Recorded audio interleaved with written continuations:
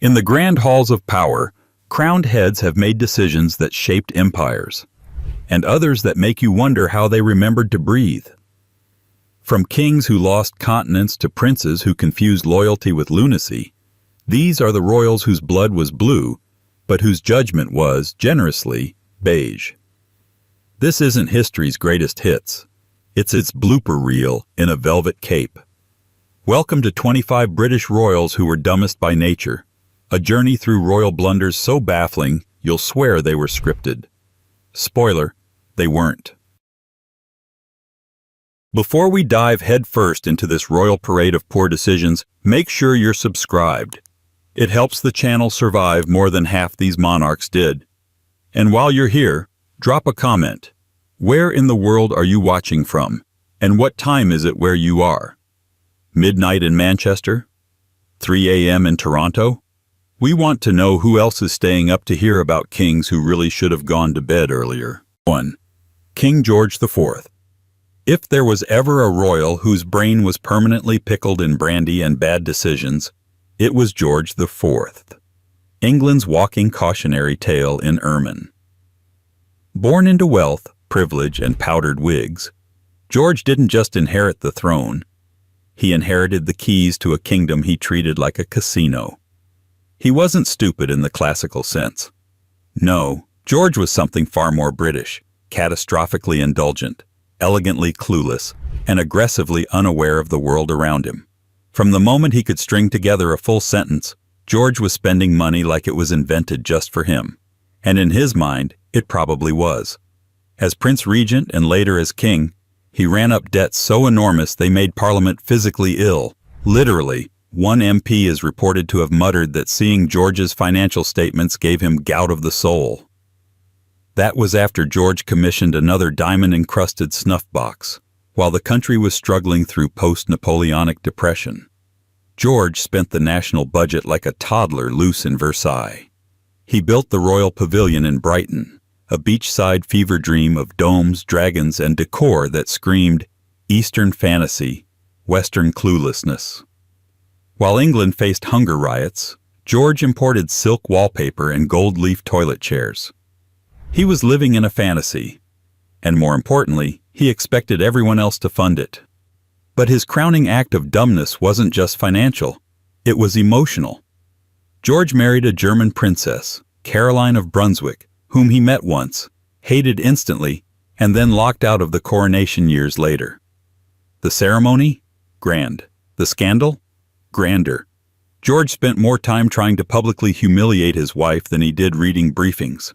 At one point, he even tried to introduce a bill of pains and penalties to strip her of her title, because apparently bad husbands make even worse legislators.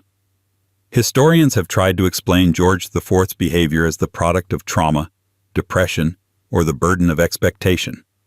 But that's a very polite way of saying he was pathologically self-centered. He didn't just misunderstand the country he was supposed to govern. He barely acknowledged it existed beyond the garden walls of Carlton House. When farmers were driven from their land, George was busy designing a new coach. When industry workers starved in Manchester, he was ordering custom-made corsets to hide his swelling waistline. The man had a 50-inch chest and a 40-inch waist, but wore outfits tailored for someone half his size. At one point, he commissioned portraits where his face was attached to a younger, thinner body, the 19th century version of Facetune. Vanity wasn't his sin. It was his personality. But here's the thing. For all his buffoonery, Parliament kept bailing him out. Why? Because George, for all his absurdity, still wore the crown. That was the real tragedy. Not just that he was dumb by nature, but that the system allowed him to stay dumb without consequence. The monarchy didn't just tolerate his idiocy. It upholstered it in velvet, hung it with medals, and called it majesty. When George finally died, they buried him with pomp, pageantry, and an unspoken national sigh of relief. His legacy? A monument to what happens when you hand unchecked power to someone whose only real talent is theatrical failure. And yet, George IV wasn't the only royal to mistake personal drama for national duty, because just a century later, another monarch would prove that sometimes the dumbest move of all is walking away. 2. King Edward VIII. If George IV was the king who couldn't stop spending, Edward VIII was the one who couldn't stop quitting. A man born into royal duty, handed a throne on a velvet cushion, and then, barely 12 months later, tossed it aside like it had the audacity to require effort. The story of Edward VIII is not merely one of romantic defiance.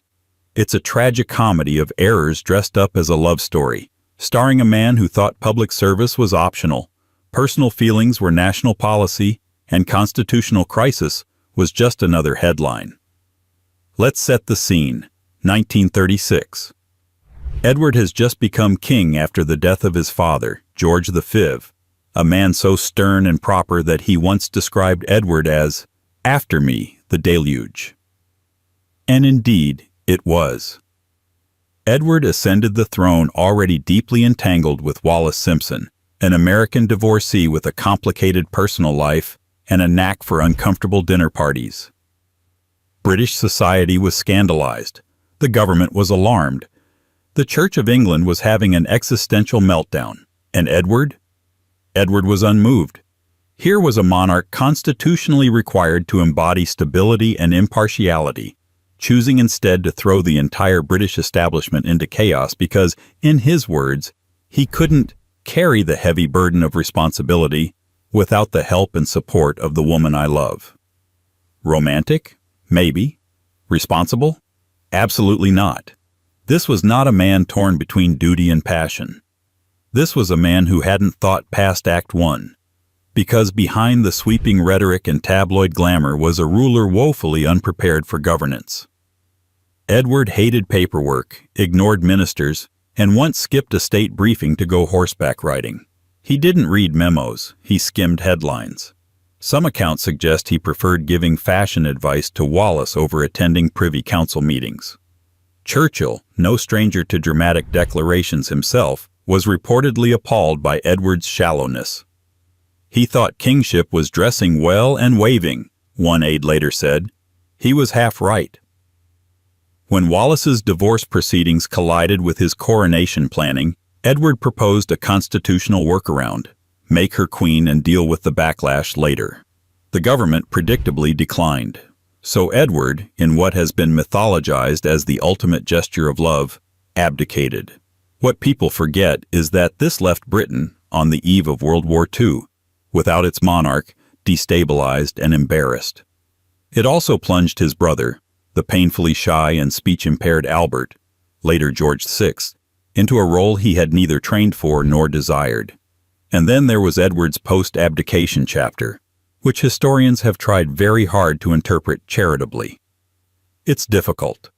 Edward and Wallis relocated to France, dabbled in high society, and remained politically tone-deaf well into the war years. The Duke and Duchess of Windsor, as they were now known, were not merely socialites, they were, in some corners, a diplomatic liability. Edward met with Hitler in 1937, gave what some described as a cordial salute, and toured Nazi Germany with smiles and handshakes. British intelligence grew nervous. Churchill grew furious. Edward claimed it was just protocol. The rest of the world called it something else. After the war, they were quietly exiled to a life of cocktail parties and charitable galas. Edward wrote memoirs full of soft-focus reflections and stunning omissions. Wallis hosted dinners with people who thought Versailles had never ended. The couple lived in elegant alienation, adored by few, tolerated by many, and pitied by more. In the end, Edward didn't just walk away from a throne, he walked away from relevance. To this day, the abdication is still presented as a romantic tragedy. But it wasn't romantic. It was reckless. It was the story of a man who thought love exempted him from responsibility. And that's the heart of it. Edward VIII wasn't foolish because he fell in love. He was foolish because he believed the crown was his to personalize, like a brooch or a bespoke suit. He didn't just misread the room. He misread the country, the Constitution, and the century. And yet, in his gilded self-sabotage, Edward wasn't even the most infamous royal ego of his bloodline. That title belongs to a monarch who didn't just abandon the church. He built an entirely new one out of stubborn lust and violent theatrics. Because if you thought quitting the throne was bold, wait until you meet the king who burned bridges with Rome just to get out of a marriage. And that's only the second royal on the list. If you're already shaking your head, there's plenty more where that came from. So hit that subscribe button. It's free, unlike most of these royal mistakes. And while you're here, tell us in the comments, where are you watching from? And what time is it? Are you doom scrolling in Dublin at 2 a.m. or tuning in from Sydney with your morning tea? We see you, night owls and history addicts alike. 3. King Henry VIII. It's hard to overstate just how many ways Henry VIII managed to baffle, antagonize, and bewilder an entire continent, all while wearing tights. This was a man whose reign wasn't defined by a grand unifying vision or a heroic defense of the realm, but by a series of escalating personal crises dressed up as national policy. If Edward VIII was the royal who walked away, Henry VIII was the one who kicked the door off its hinges, repainted the room in blood red, and asked everyone to applaud. When Henry came to the throne in 1509, he was young, handsome, athletic, the Renaissance poster boy.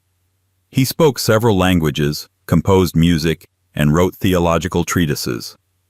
For a brief moment, it looked like England might finally get a king with both charm and brains. But brains, as it turned out, are only useful when they're accompanied by judgment.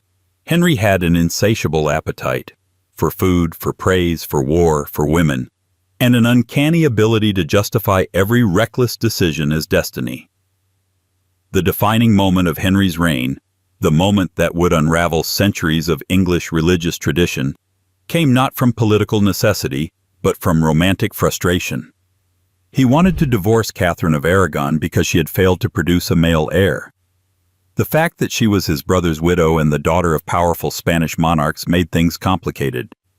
The fact that the Pope said no made things explosive. So Henry did what any level-headed monarch would do. He broke from the Catholic Church, declared himself head of the Church of England, and made it legally treasonous to disagree, all for the privilege of marrying Anne Boleyn, whom he would later accuse of betrayal and send to the executioner. It was like torching your house to remodel the kitchen, only to get food poisoning from the first meal you cooked in it. The English Reformation didn't start with theological debate. It started because Henry didn't like being told no. He wasn't a reformer. He was a romantic autocrat with trust issues, and the cost was immense. Monasteries were dissolved, libraries destroyed, and centuries-old communities torn apart. Henry looted religious institutions like they were treasure chests, redistributing wealth to loyal nobles who suddenly found themselves landowners of confiscated abbeys. The entire religious fabric of England was ripped and resewn, not by divine revelation, but by royal insecurity. But it wasn't just religion Henry bungled. His foreign policy was equally erratic. Obsessed with martial glory, he launched repeated invasions of France that accomplished almost nothing except draining the royal coffers and giving historians more material for the "What Were You Thinking" files. The Battle of the Spurs? A glorified skirmish. The Field of the Cloth of Gold? A diplomatic costume party with no strategic outcome. His wars achieved so little so expensively that even his own ministers began to subtly suggest maybe we stop trying to reconquer Calais. Then came the marriages, 6 in total, each a blend of diplomatic strategy, hormonal miscalculation, and increasingly desperate attempts at legacy building. There was Catherine, the loyal first wife; Anne, the fiery scandal; Jane, the quiet favorite who died too soon; Anne of Cleves, whom Henry rejected after their first meeting because her portrait was, in his words, too flattering. That's right, Henry invented catfishing. Catherine Howard, the teenage bride surrounded by enemies, and Catherine Parr, the survivor who outlived him, probably by staying silent and reading a lot. To govern under Henry was to navigate a minefield of moods, marriages, and mass firings. Advisors were promoted one day, beheaded the next. Court life became a game of knowing exactly when to flatter and when to disappear. Thomas More, Thomas Cromwell, Cardinal Wolsey, men who served him loyally, all eventually discarded when they became inconvenient. Henry ruled like a man who believed being king meant never saying, "That was my fault." Historians have spent centuries trying to rehabilitate Henry as a strong ruler or necessary disruptor, but that's like calling a bull in a china shop a bold interior designer. Yes, he reshaped England, but at what cost and to what end? His pursuit of a male heir led to personal catastrophe, national upheaval, and a succession crisis that would haunt the monarchy for generations. And yet, somehow, Henry still wasn't the most magical thinker to sit on the English throne. Because while Henry was rewriting scripture to suit his love life, another monarch would soon rise who thought witches were behind every misfortune, and who believed hunting them was a righteous science. If Henry was the king who made himself a god, then his successor was the king who tried to become an exorcist. 4.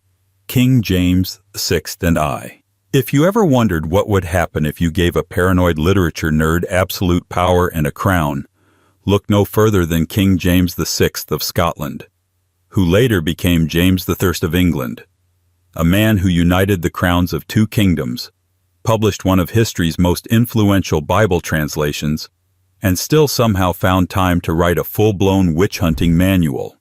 Not because witches were a problem, because he genuinely believed magic was real, contagious, and personally out to get him. James came to power at a turning point in history. The Renaissance had started to chip away at superstition. Scientific inquiry was gaining traction. People were beginning to realize that not everything bad was caused by demons, sulfur, or your neighbor's suspiciously fertile cows.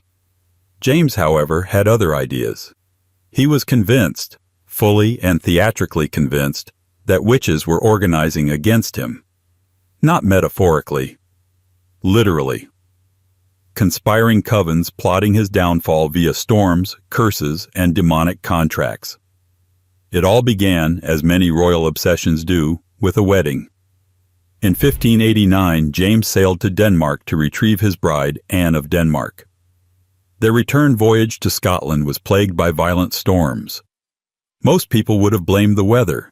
James blamed witches, specifically a coven of North Berwick women who, he believed, had conjured the tempests with spells and diabolical sea magic. It was less a logical conclusion and more a historical facepalm. Rather than shrug it off, James leaned in. Hard. He attended the witch trials himself. An unusual move, even for a monarch with control issues. He interrogated suspects personally, supervised torture sessions, and believed wild confessions with such fervor it made his advisors nervous. One woman, under duress, claimed she sailed to sea in a sieve and whispered the storm into being. James nodded, took notes, and added it to the evidence pile. You almost want to admire the commitment, until you remember people died for these absurdities. Then came the literary masterpiece, Demonology, published in 1597. It wasn't just a rambling pamphlet. It was a full philosophical treatise on the dangers of witchcraft and the divine duty to stamp it out. Written in dialogue form, it reads like a Renaissance buddy cop drama, except both cops believe in goblins. The book warned of the cunning ways witches infiltrate society, emphasized the need for harsh punishment, and condemned skepticism as dangerously naive. James wasn't dabbling in folklore. He was shaping national policy through supernatural paranoia. When he became King of England in 1603, James brought his witch obsession south with him. England, which had been somewhat more restrained in its witch trials under Elizabeth, suddenly found itself under the rule of a man who saw demons in droughts and treason in thunderclouds. The Pendle witch trials of 1612, one of the most famous in English history, occurred during his reign, and they bore his fingerprints. Flimsy evidence, dramatic show trials, and a king who considered magic a legitimate threat to his reign. And yet, the irony of James is that while he was terrified of witches, He also fancied himself a modern thinker. He sponsored scholars to translate the Bible, leading to the King James Version, a literary triumph still used today. He patronized Shakespeare. He wrote essays on kingship and governance. But beneath the erudition and rhetoric was a mind riddled with fear, convinced that the invisible forces of evil were never far from the throne. Historians have debated how much of this was true belief versus political theater. Was James genuinely terrified, or did he recognize the political usefulness of a convenient enemy? After all, nothing unites a kingdom quite like a common villain, and witches, being voiceless and conveniently everywhere, made for perfect scapegoats. But the personal detail, the obsessive note-taking, the sermons against sorcery, it all suggests that James wasn't just using the witch trials. He was living them. Even by royal standards, James's magical thinking was a masterclass in imaginative governance. He turned hearsay into doctrine, nightmares into edicts, and personal fear into public policy. His reign shows what happens when the line between superstition and statecraft disappears, when a king mistakes his shadow for a saboteur and orders the world to be afraid with him. And yet, James managed to die peacefully in bed, a rare fate for kings who meddled this much with divine judgment. But the idea he embodied, that a king's belief is truth simply because he believes it, would haunt the monarchy long after his final breath, especially in the case of his son, who took his father's divine right ideology and ran it straight into a civil war. Because if James believed witches were coming for the crown, Charles I believed no one could take it from him at all. 5. King Charles I. Charles I was a man who mistook silence for loyalty, ceremony for authority, and divine right for actual law. If his father James VI and I was obsessed with witches, Charles was obsessed with the throne, not just sitting on it, but elevating it above every other human institution, including the people who paid for its upkeep. He wasn't the first monarch to believe he'd been chosen by God, but he may have been the last to believe it so literally, so blindly, and so expensively. From the outset, Charles had a problem, namely that he was not very good at talking. He was soft-spoken, stiff, formal, and worst of all for a 17th century monarch, unpopular. Where his father relished public debates and writing pamphlets about demons, Charles preferred divine solitude and absolute control. He didn't want to reason with Parliament. He wanted them to say yes, and then go home quietly. When they didn't, he shut them down. Literally. In 1629, after a series of bitter disputes with Parliament over money, religion, and who actually got to be in charge of things, Charles dissolved the whole body and decided to rule alone. No more back and forth, no more budget debates, no more pesky representatives asking, "How much are you spending on that gold-threaded coronation robe again?" For the next 11 years, known as the personal rule or, more colloquially, the 11 years tyranny, Charles governed without Parliament. It was a bold strategy, and like most bold strategies in British history, it ended in total chaos. Charles raised money through questionable means. He resurrected ancient feudal taxes, fined people for not attending his coronation, and imposed ship money, a tax traditionally collected during wartime, even though there was no war. When landowners protested, he declared their protests illegal. It was less a government and more of a divine improv show, with Charles playing every role except the taxpayer. Then there was religion. Charles and his Archbishop of Canterbury, William Laud, were staunch supporters of high church Anglicanism, the incense-burning, robe-wearing, bowing and scraping variety that made English Puritans feel like the Pope was peeking through the windows. Charles imposed religious reforms that many saw as a slide back toward Catholicism, and in a deeply Protestant country still traumatized by centuries of religious conflict, that didn't go over well, especially not in Scotland. Scotland, being full of Presbyterians who had no interest in English bishops, exploded in rebellion when Charles tried to impose a new Book of Common Prayer on them in 1637. Churchgoers rioted, ministers walked out, a stool was thrown at a bishop's head, and with that, Charles had managed to start what became the Bishops' Wars. To fund his failing campaign against the Scots, he needed Parliament again. Awkward. So in 1640, he reconvened Parliament and immediately tried to control them, like it was still 1629. Parliament, now older, wiser, and extremely bitter, refused to play along. They demanded reforms. Charles resisted. Tensions escalated. He marched into the House of Commons with armed guards to arrest 5 members, an act so staggeringly tone-deaf that even his supporters cringed. The members had already fled, and Charles, humiliated, muttered that he saw the birds had flown. Indeed, so had his credibility. Within 2 years, England was at war with itself. The English Civil War wasn't just about tax policy or church pews. It was about whether a king could ignore everyone and still expect obedience. Charles believed that his authority came from God. Parliament believed authority came with accountability. The two visions collided, and the battlefield was the result. Even then, Charles doubled down. He refused compromise. He made secret deals. He tried to play his enemies off each other like a royal game of chess, only to find that every pawn he moved turned into a knight on the opposing side. In 1648, after years of war and failed negotiations, Charles was captured. The parliamentarian faction, now led by Oliver Cromwell, had had enough. They put him on trial for treason. Charles refused to recognize the court's authority, insisting he was answerable only to God. The court, in turn, found him guilty anyway. Now, historians have endlessly debated whether Charles was brave, foolish, tragic, or tyrannical. But perhaps the more accurate word is this: delusional. He lived in a fantasy where kings were invincible, laws were optional, and his personal dignity was more important than national unity. It's easy to paint him as a martyr.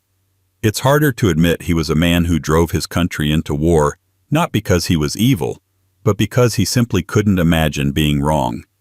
And yet, for all his absolutist tendencies, Charles was dethroned by men who believed in something messier. Governance by humans with all their flaws. But the fantasy of divine entitlement didn't die with him.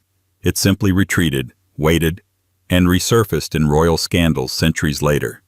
Because when monarchy meets self-destruction, it rarely learns. Just ask the Duke of Kent, a man born into 20th century privilege who somehow lived like a Gatsby character with a secret tab at every scandal in London. 6. Prince George, Duke of Kent. In a royal family famous for discretion, Prince George, Duke of Kent, stood out like a martini glass at a temperance rally. He was handsome, dashing, and charming in the way tabloid editors dream about. But he also managed to be one of the most persistently chaotic figures to emerge from the House of Windsor in the 20th century. A man whose public role was ceremonial, but whose private life could have fueled an entire decade of scandal columns. If history had a most likely to make Buckingham Palace reach for the aspirin award, George would have taken it in a landslide. Born in 1902 as the fourth son of King George V, Prince George was never destined for the throne. But what he lacked in constitutional duty, he more than made up for in what polite historians refer to as colorful personal choices. While his siblings were busy projecting royal gravitas, George was living what can only be described as the prequel to a particularly expensive scandal docuseries. Affairs, extravagant parties, private clubs, rumored dalliances, questionable friendships, you name it. And George probably dabbled in it while wearing a tailored tuxedo. He joined the Royal Navy and, to his credit, actually served for a time. But discipline was not his natural habitat. George was frequently distracted by nightlife and indulgence, which tended to get in the way of formal duties like showing up on time or not being in the gossip columns. Eventually, he was transferred to the Foreign Office, possibly because someone thought diplomacy might tame him. It didn't. In fact, by the 1930s, he had managed to become a full-time royal with a part-time attention span and a long list of controversies. There were rumors of wild weekends in society mansions, friendships with avant-garde artists, and late-night calls to cover up personal misadventures. He had a reputation for borrowing money he didn't return, attending parties he shouldn't be seen at, and surrounding himself with people whose idea of discretion was a loud whisper over cocktails. Even his marriage to Princess Marina of Greece and Denmark, a union that had all the trappings of royal romance, couldn't entirely rein in his restless spirit. Now, some biographers have attempted to reinterpret George's behavior through a more compassionate lens. Perhaps he was trapped by expectations. Perhaps he was privately struggling with the role he was born into. Perhaps. But also, perhaps he just didn't know when to stop. His lifestyle wasn't merely unconventional. It was chronically unfiltered, drifting from one indulgence to the next with barely a nod to consequence. That might be forgivable for an aristocratic dilettante, but George was a Windsor, a royal brand name, and his behavior constantly teetered on the edge of diplomatic embarrassment. Then there was his role in World War II. In a twist of irony, the man known for escaping duty was brought back into military service, this time with the Royal Air Force. He was given a ceremonial rank, but eventually insisted on more active involvement. It was a strange turn. The prince who had spent much of his adult life avoiding structure was suddenly flying missions and representing the crown in uniform. Whether this was a late-blooming sense of purpose or a royal PR salvage job is still up for debate. What isn't debated is how it ended.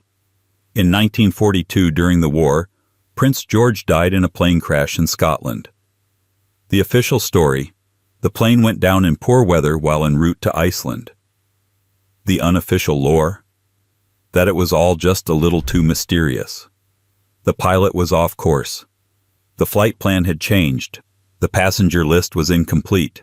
Conspiracy theories, of course, bloomed like royal roses. Secret missions, classified cargo, and whispered rumors that have never quite gone away. What we know for certain is that the youngest son of George V, the rogue prince of Mayfair knights and military uniforms, was gone, suddenly, dramatically, and still surrounded by questions.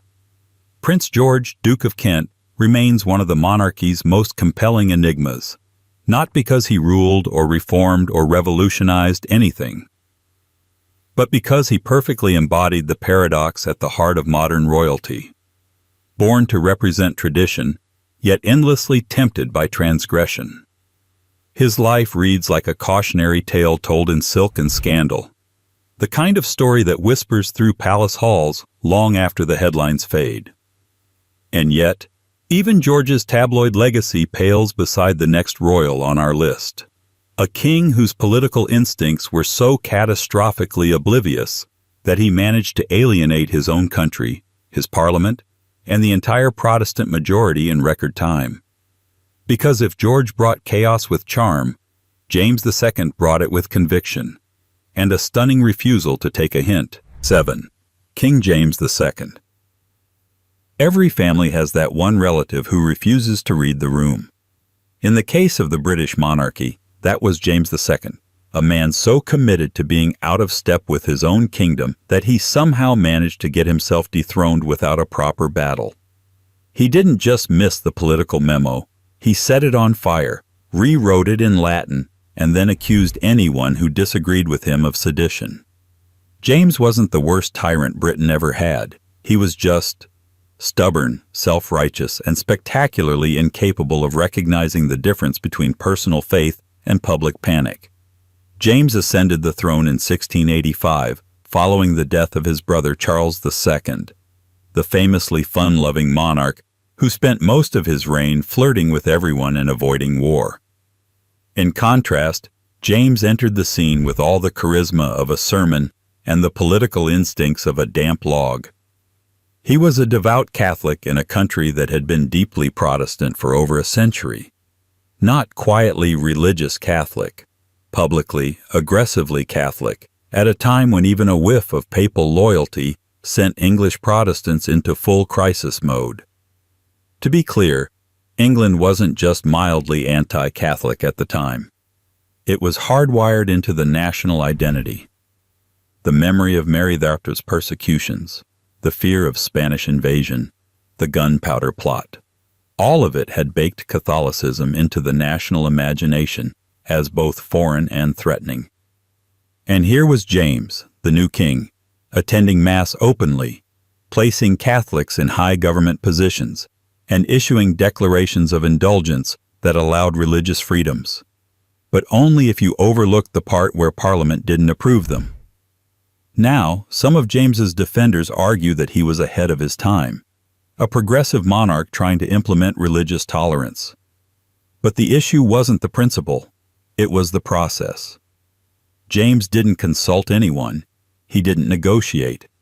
He issued edicts by royal fiat, overriding the checks and balances that had been developing since Magna Carta. To many, it felt less like reform and more like a royal coup dressed up in piety. It didn't help that James also had a serious habit of trusting the wrong people. He surrounded himself with Catholic advisors who had zero understanding of, or interest in, the English political climate.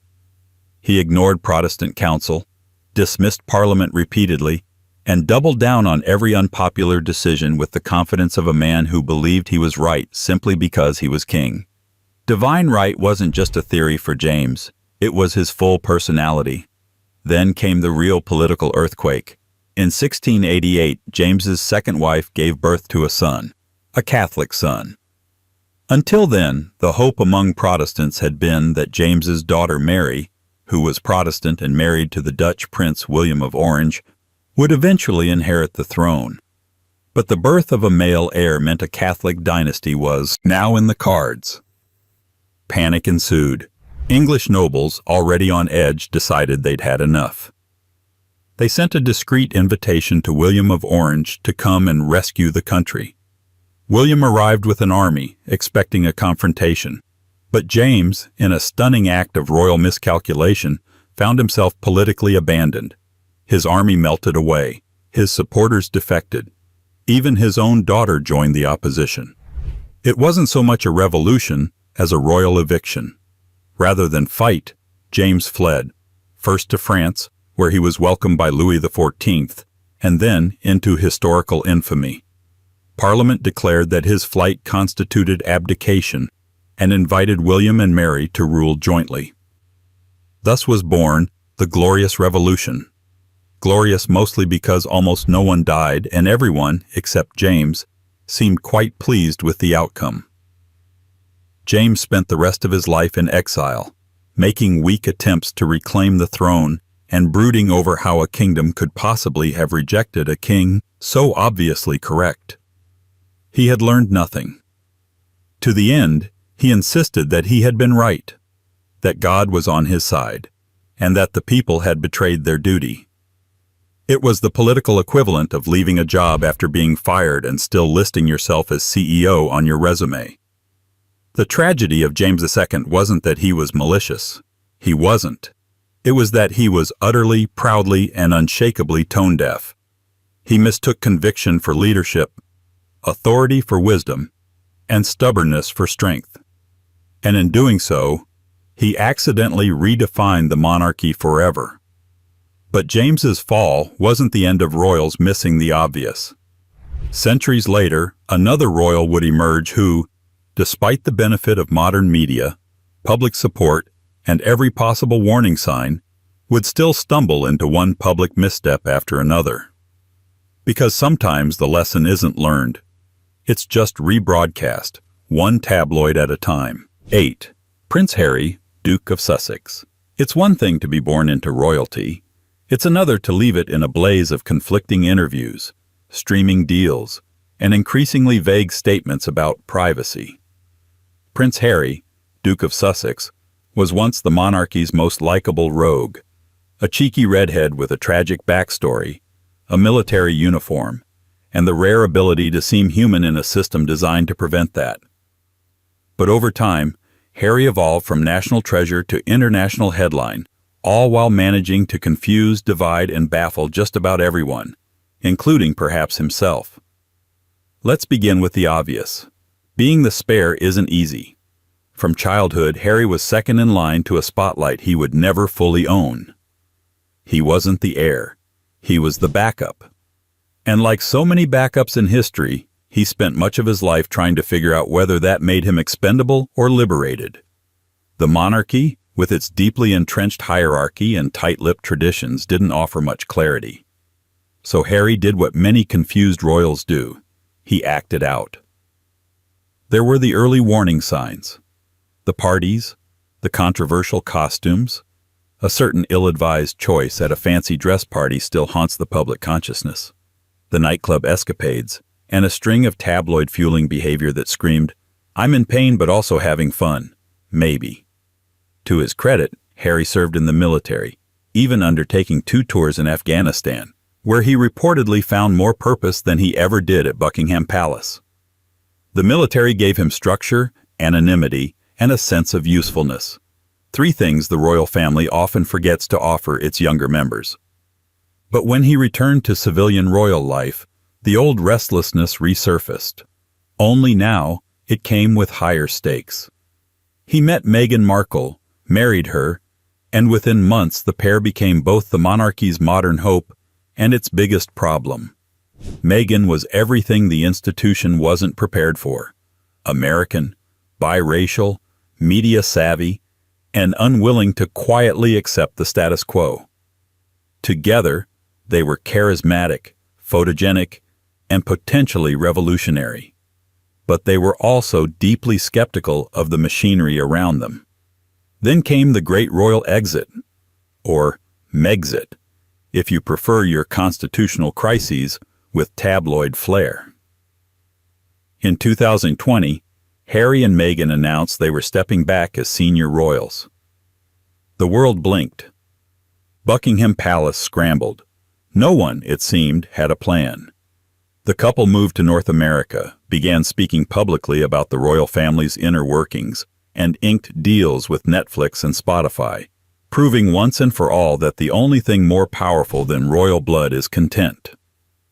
Since then, Harry has published a memoir, Spare, given high-profile interviews, launched legal battles with the British press, and repeatedly criticized the institution that raised him. At times, his grievances have felt legitimate. The monarchy is, after all, famously cold, and Harry's relationship with the British tabloids has been appalling. But at other times, his messaging has landed with the subtlety of a soap opera monologue. The plea for privacy followed by a press tour. The disdain for media attention followed by Netflix cameras. The insistence on healing followed by more public revelations. The contradictions piled up. Supporters see Harry as brave, a man willing to walk away from privilege in the name of mental health and autonomy. Critics see him as hypocritical, someone who wants the benefits of royal fame without the responsibilities. But perhaps the truth is less satisfying. Perhaps Harry, like so many royals before him, is simply a man born into a structure that doesn't allow for nuance, trying to navigate a world that demands it. What makes Harry's saga particularly tragic, and occasionally absurd, is how preventable it all seemed.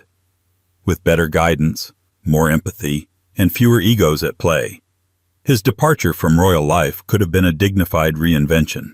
Instead, it became a rolling drama in which every attempt at control resulted in more chaos. The House of Windsor, so skilled at silence, was utterly unprepared for a prince who wanted to explain everything, and in the process, made things harder to understand. And yet, for all the headlines, the interviews, the documentaries, and the royal riffs, Harry is hardly the first royal to chase a vision of personal freedom at the expense of royal tradition. Nor is he the first to lose sight of the consequences. That honor belongs to a monarch from centuries earlier, whose decisions were so catastrophically ill-judged that they sparked rebellion, rewrote legal history, and ended with him forced to sign a piece of parchment he didn't even understand. Because if Harry walked away from power, King John tripped over it, buried it, and then asked why everything was suddenly on fire. 9. King John. If history were a group photo of English monarchs, King John would be the one awkwardly blinking, standing in the corner, somehow managing to spill tea on his own royal robe. He wasn't just a bad king.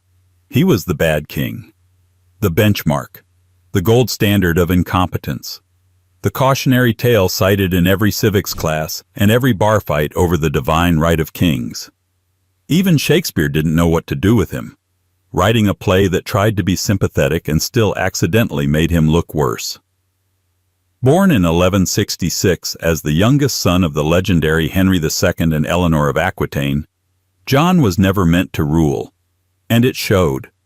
His nickname as a child was Lackland, which is what medieval nobles called someone who was both unpromising and inconvenient. Most kids get toys and snacks. John got a lifelong inferiority complex. Still, fate had other plans. After the death of his brother Richard the Lionheart, a king more known for crusades than actual ruling, John inherited the crown in 1199. What followed was a reign of near-constant failure, panic, and poorly timed decisions, all punctuated by one defining characteristic: John's uncanny ability to make enemies faster than he could make sense. His greatest blunder? Losing almost all of England's territory in France. What his father and brother had conquered and secured through decades of warfare and diplomacy, John somehow managed to fumble away in under 5 years. The French king, Philip II, was practically licking his chops. Not because he was some brilliant strategist, but because John was that bad at maintaining control. His military campaigns were disorganized, underfunded, and usually ended in humiliating retreats. One of his nicknames among contemporaries? Soft Sword. That tells you everything. But John's real genius lay in alienating absolutely everyone who could have helped him. He feuded with the church, resulting in England being placed under interdict by the Pope, which meant, among other things, that church services were suspended nationwide. Marriages weren't recognized. Funerals couldn't be held. It was basically a national religious timeout, and it lasted for 6 years. Most kings would have tried to resolve this quickly. John, in classic John fashion, doubled down. He managed to get himself excommunicated, which, even in the Middle Ages, was like getting banned from your own club.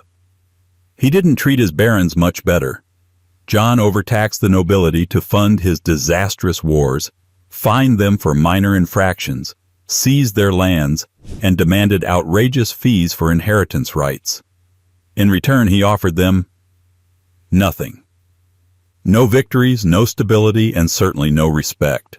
He even allegedly tried to seduce some of their wives, which, while not uncommon in royal circles, is rarely a way to build political alliances. Eventually, the barons had enough. In 1215, they rebelled and forced John to the negotiating table at Runnymede. There, under considerable pressure and the implied threat of civil war, he affixed his seal to a document that would become one of the most famous in world history, the Magna Carta.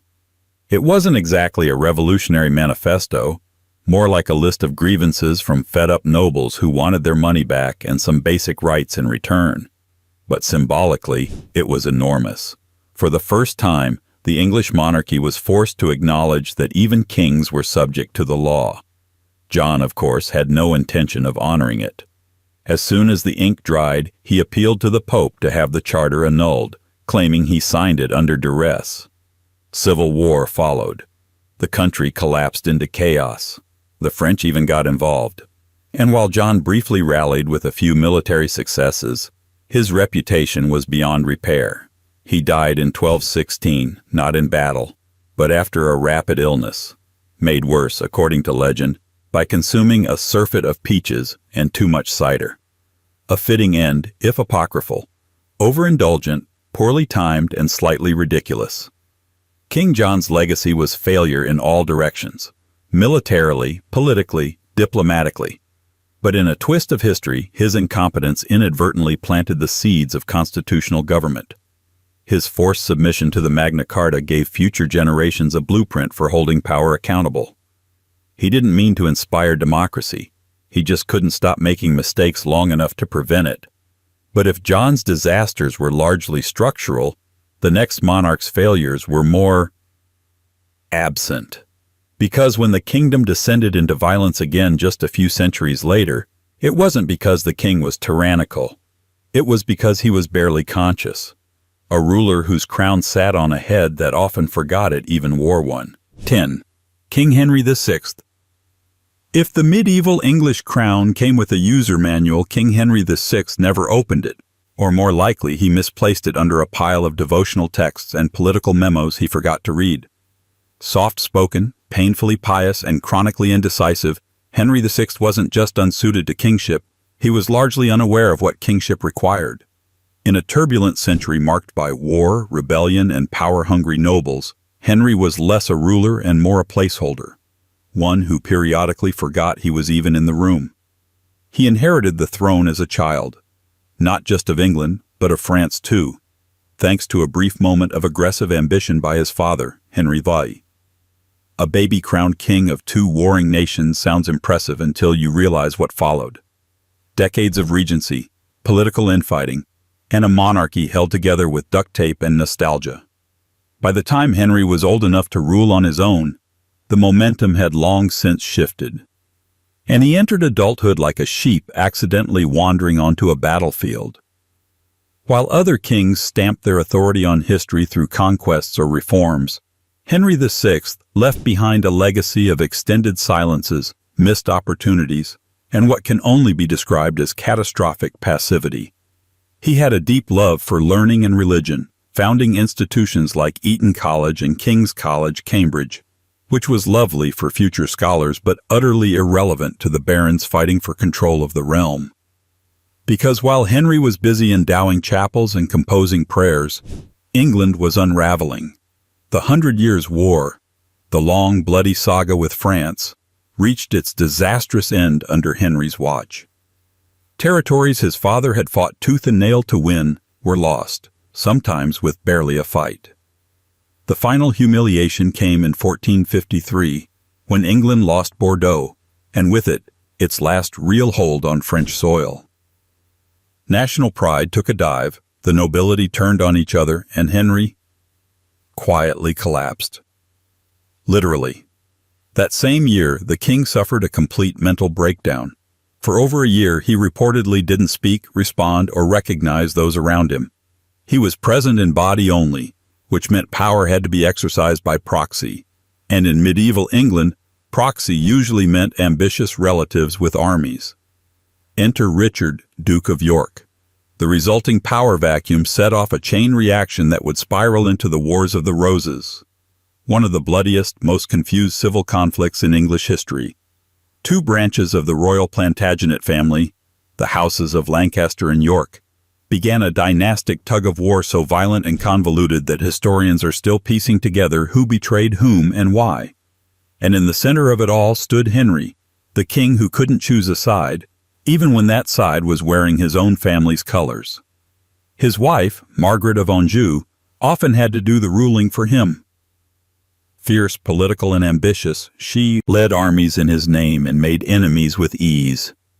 But while she fought to preserve the throne for their son, Henry remained eerily detached.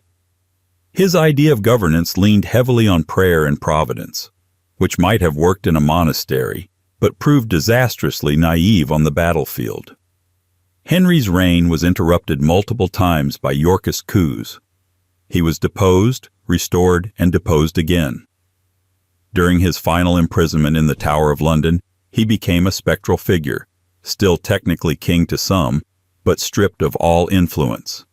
He died there in 1471 under ambiguous circumstances. Officially, it was natural causes. Unofficially, many suspected he had outlived his usefulness to the victors. What made Henry VI's rule so uniquely disastrous wasn't cruelty or ambition, but absence. A slow, drifting failure of leadership that allowed others to fill the void with violence. Where most royal mistakes come from ego or overreach, Henry's came from the opposite. Too much surrender, too much retreat, too little presence in a role that demanded at least some grip on reality. His reign left England exhausted, divided, and traumatized. And yet, incredibly, the monarchy endured. Because just when you think it can't get more dysfunctional, history introduces a queen whose court was even more chaotic, ruled not by kings but by whispers, favorites, and the world's most dangerously influential best friend. 11. Queen Anne. If monarchy were a group project, Queen Anne would be the one who showed up with snacks, forgot her notes, and let everyone else fight over the PowerPoint. Hers was a reign defined not by fierce leadership or grand ambition, but by a kind of passive bewilderment. A quietly tragic tale of a queen caught between shifting allegiances, brutal backroom politics, and an emotional dependency that ended up shaping the entire British government. Anne didn't storm the stage. She stood there while the curtains caught fire. She became queen in 1702, following the death of William III. She was the last of the Stuart monarchs, the last English monarch to veto a bill from Parliament, and the first to preside over a fully united Kingdom of Great Britain, a historic accomplishment that, ironically, she didn't exactly engineer herself. Anne's political legacy, like much of her life, was less a result of decisive action and more the fallout of interpersonal chaos, poorly managed court factions, and a cast of friends who wielded power like it was a stage prop. Anne's reign is perhaps best remembered for her famously intense friendship with Sarah Churchill, the Duchess of Marlborough, a woman of dazzling intelligence, sharp political instincts, and an ego big enough to redecorate entire palaces without asking. Sarah wasn't just Anne's friend. She was her confidant, emotional anchor, and political ventriloquist, often speaking on Anne's behalf, writing letters in her name, and pushing her own Whig-aligned agenda with ruthless efficiency. The Queen, by contrast, was shy, frequently ill, and emotionally fragile. She suffered from numerous health problems throughout her life, including gout and obesity, and endured the unimaginable grief of 17 pregnancies, none of which resulted in a surviving heir. That profound personal loss colored her relationships, hardened her religious convictions, and made her increasingly dependent on the few people she trusted. Unfortunately, many of those people were professional manipulators. Sarah Churchill's influence over Anne was so strong that it began to unsettle both Parliament and the broader aristocracy. Decisions about war, military appointments, and party politics seemed to flow not from the crown, but from the Duchess's drawing room. But the danger of being a favorite is that eventually, favorites fall out of favor. And when Anne began to drift toward Abigail Masham, Sarah's poor cousin and political opposite, the court descended into a kind of powdered wig soap opera. Abigail was quiet, devout, and seemingly unambitious, which made her all the more dangerous. Where Sarah stormed rooms, Abigail slipped into them. She became Anne's new confidant, and through her influence, the Queen began to shift away from the Whigs and toward the Tories. This realignment came at a time when Britain was embroiled in the War of the Spanish Succession, a complex European conflict that needed clear-headed diplomacy, not a palace catfight, but that's what it got. The feud between Sarah and Abigail was vicious. Letters were leaked, allegiances were broken. Anne, stuck in the middle, did what she often did. She wilted under pressure. Her indecisiveness wasn't malicious, it was reflexive. Rather than confront problems, she tried to outlast them. She let Parliament tear itself into factions, let ministers rise and fall, and let the emotional weather of her personal relationships dictate matters of state. And yet, despite all this, her reign witnessed critical developments. The union of England and Scotland into Great Britain, the beginnings of the modern two-party system, and the slow but unstoppable shift of power from the monarchy to Parliament. These weren't Anne's victories exactly, but they happened under her watch, while she tried, and often failed, to keep up. When she died in 1714, the monarchy passed to the distant German House of Hanover, bypassing dozens of closer Catholic relatives thanks to the Act of Settlement. Her death marked the end of the Stuarts and the rise of a new era, one that would begin with foreign kings, expanded parliaments, and a whole new set of royal misunderstandings. And speaking of misunderstandings, the next royal in line managed to turn personal rebellion into a political sideshow, wasting fortunes, alienating his family, and proving that sometimes the greatest threat to royal dignity isn't war or scandal, but sheer generational pettiness. 12. Prince Frederick, Prince of Wales. If there were a royal title for most petty human disagreement embodied in a single person, Prince Frederick, Prince of Wales, would have won it without competition, probably while composing a satirical poem about his own father. Frederick was the eldest son of King George II and Queen Caroline, the heir to the throne, and a man so thoroughly at odds with his parents that his life reads less like a royal biography and more like the script to a particularly vicious family sitcom. Only the palace wasn't a soundstage, and the audience was the entire British political class, watching a royal father and son tear each other apart with surgical precision and absolutely no regard for subtlety. Born in 1707 in Hanover, Frederick didn't even set foot in Britain until he was in his 20s. By the time he arrived in London in 1728, his parents had been ruling as king and queen for over a year, without him. They didn't send for him earlier, which may seem like a slight detail, but Frederick never let it go.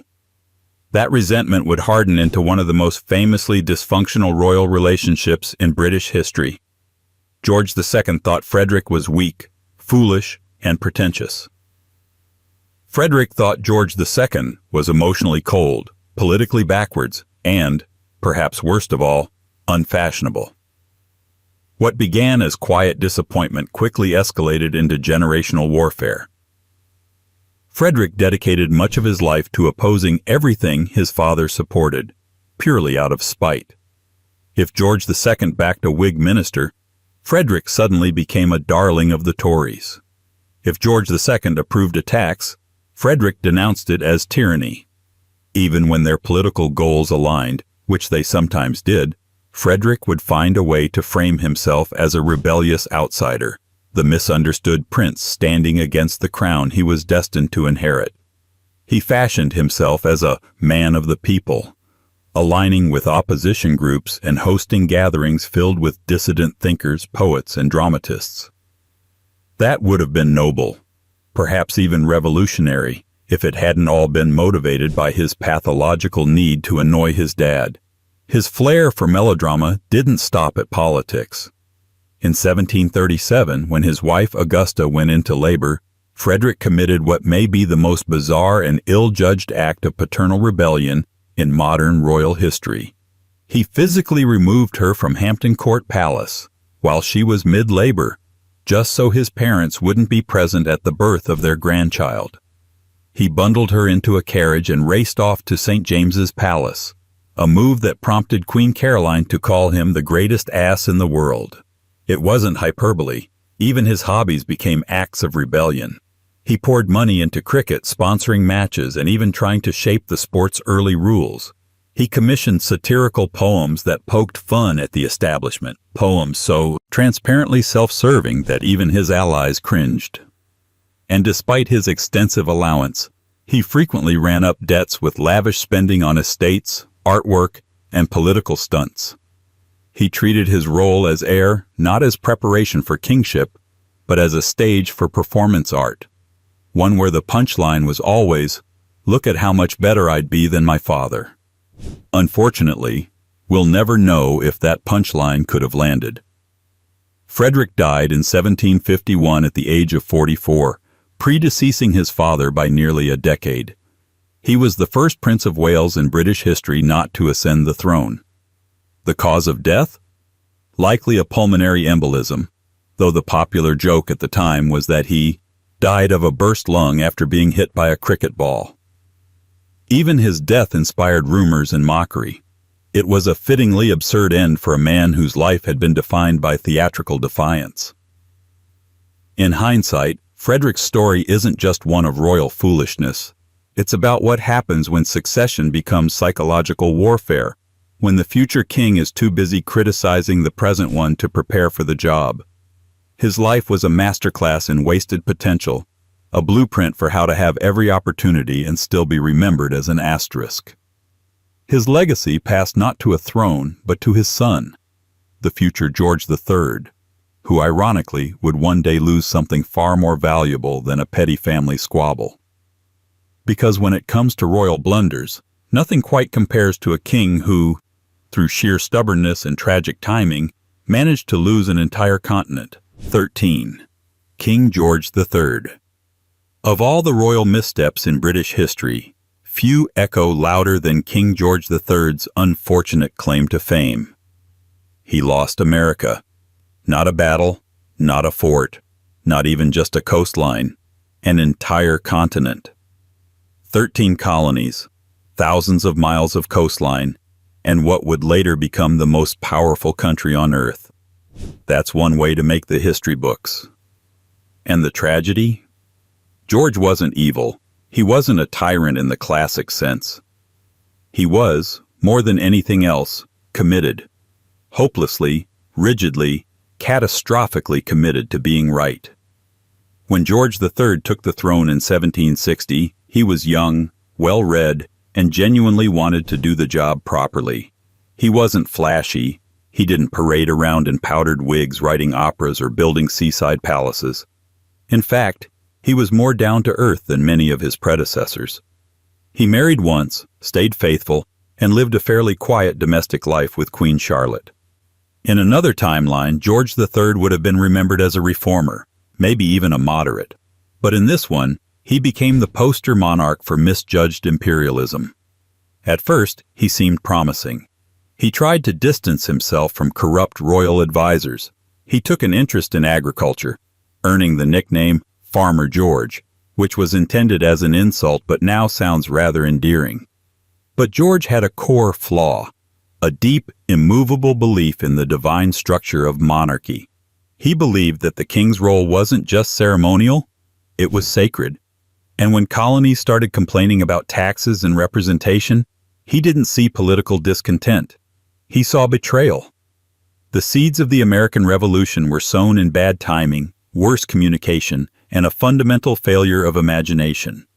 Britain, emerging from a series of expensive wars, including the 7 Years' War, decided it was time for the colonies to start pulling their financial weight. Parliament passed a series of taxes, the Stamp Act, the Townshend Acts, the Tea Act, none of which were particularly outrageous by imperial standards. But to the colonists, they represented something much bigger. Decisions being made without their consent. No taxation without representation wasn't just a slogan. It was a warning, one that George III promptly ignored. He doubled down. Rather than acknowledging the growing unrest, George supported Parliament in clamping down. He labeled protesters as rebels. He believed any compromise would signal weakness. Even after the Boston Tea Party, when tea, literal tea, was dumped into a harbor in one of history's most British acts of defiance, George still refused to consider a diplomatic path forward. Instead, he endorsed the coercive acts, a series of punitive measures designed to bring the colonies to heel. Spoiler alert, they didn't. War broke out in 1775. By 1776, the colonies declared independence. And while George III didn't personally draft the orders or lead the troops, he remained symbolically at the heart of the conflict. His name was on every declaration. His portrait was burned in every town square.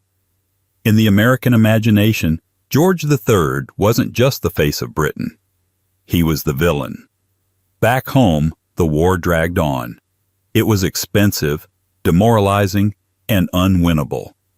But George remained steadfast, refusing to entertain peace talks or political solutions until it was far too late. Even after key defeats like Saratoga and Yorktown, he kept hoping for a turnaround that never came. Eventually, Parliament, weary, broke, and out of options, negotiated a peace. The Treaty of Paris in 1783 officially ended the war and acknowledged American independence. The British Empire had lost its most valuable overseas possession, and George III had gained a reputation as the monarch who let it slip away. To make matters worse, George's reign didn't end with America. It kept going. and unraveling. He suffered from bouts of mental instability, which would later define the public's image of him just as much as the loss of the colonies.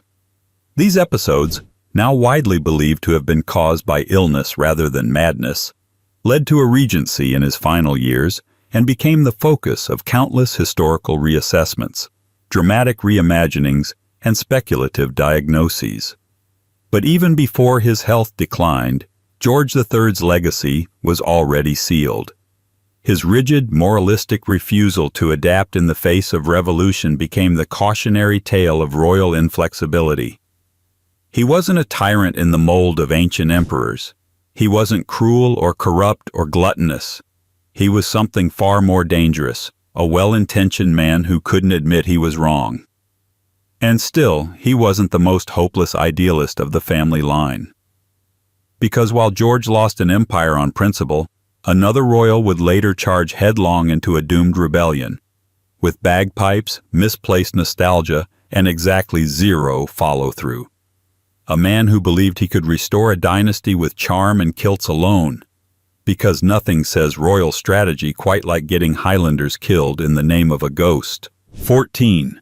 Prince Charles Edward Stuart, Bonnie Prince Charlie.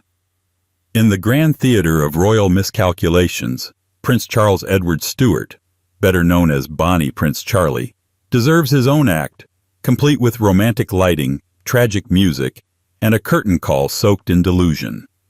To some, he's the dashing Jacobite hero, the youthful pretender who nearly reclaimed the British throne.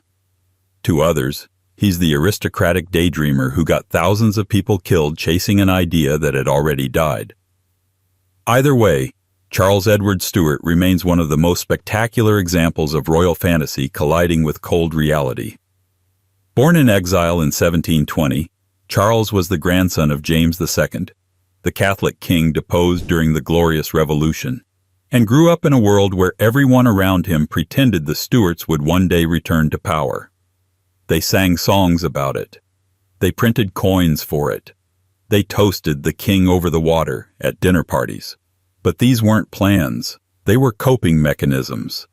The Jacobite claim to the throne was, by the 1740s, more historical fiction than political movement. But Charles believed it, entirely. Raised in Rome and trained to view himself as the rightful monarch of Britain, he developed a sense of destiny that was unmatched in scale and almost completely detached from strategy. He wasn't a military genius.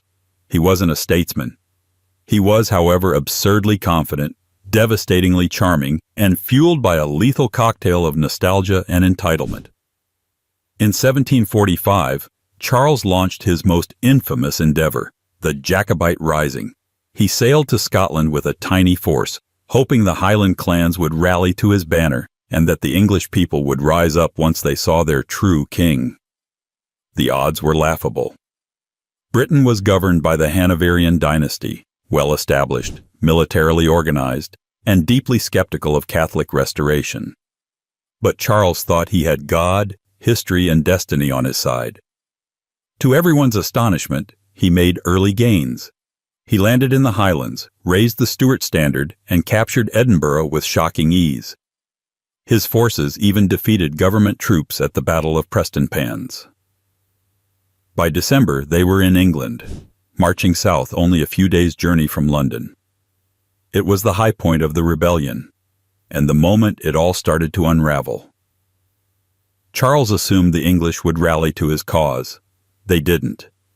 He assumed the French would send reinforcements. They didn't. And when his commanders advised retreat, citing supply shortages and dwindling morale, he reluctantly agreed, marking the beginning of a slow, painful collapse. What followed was a long trudge north, diminishing support and growing doubt.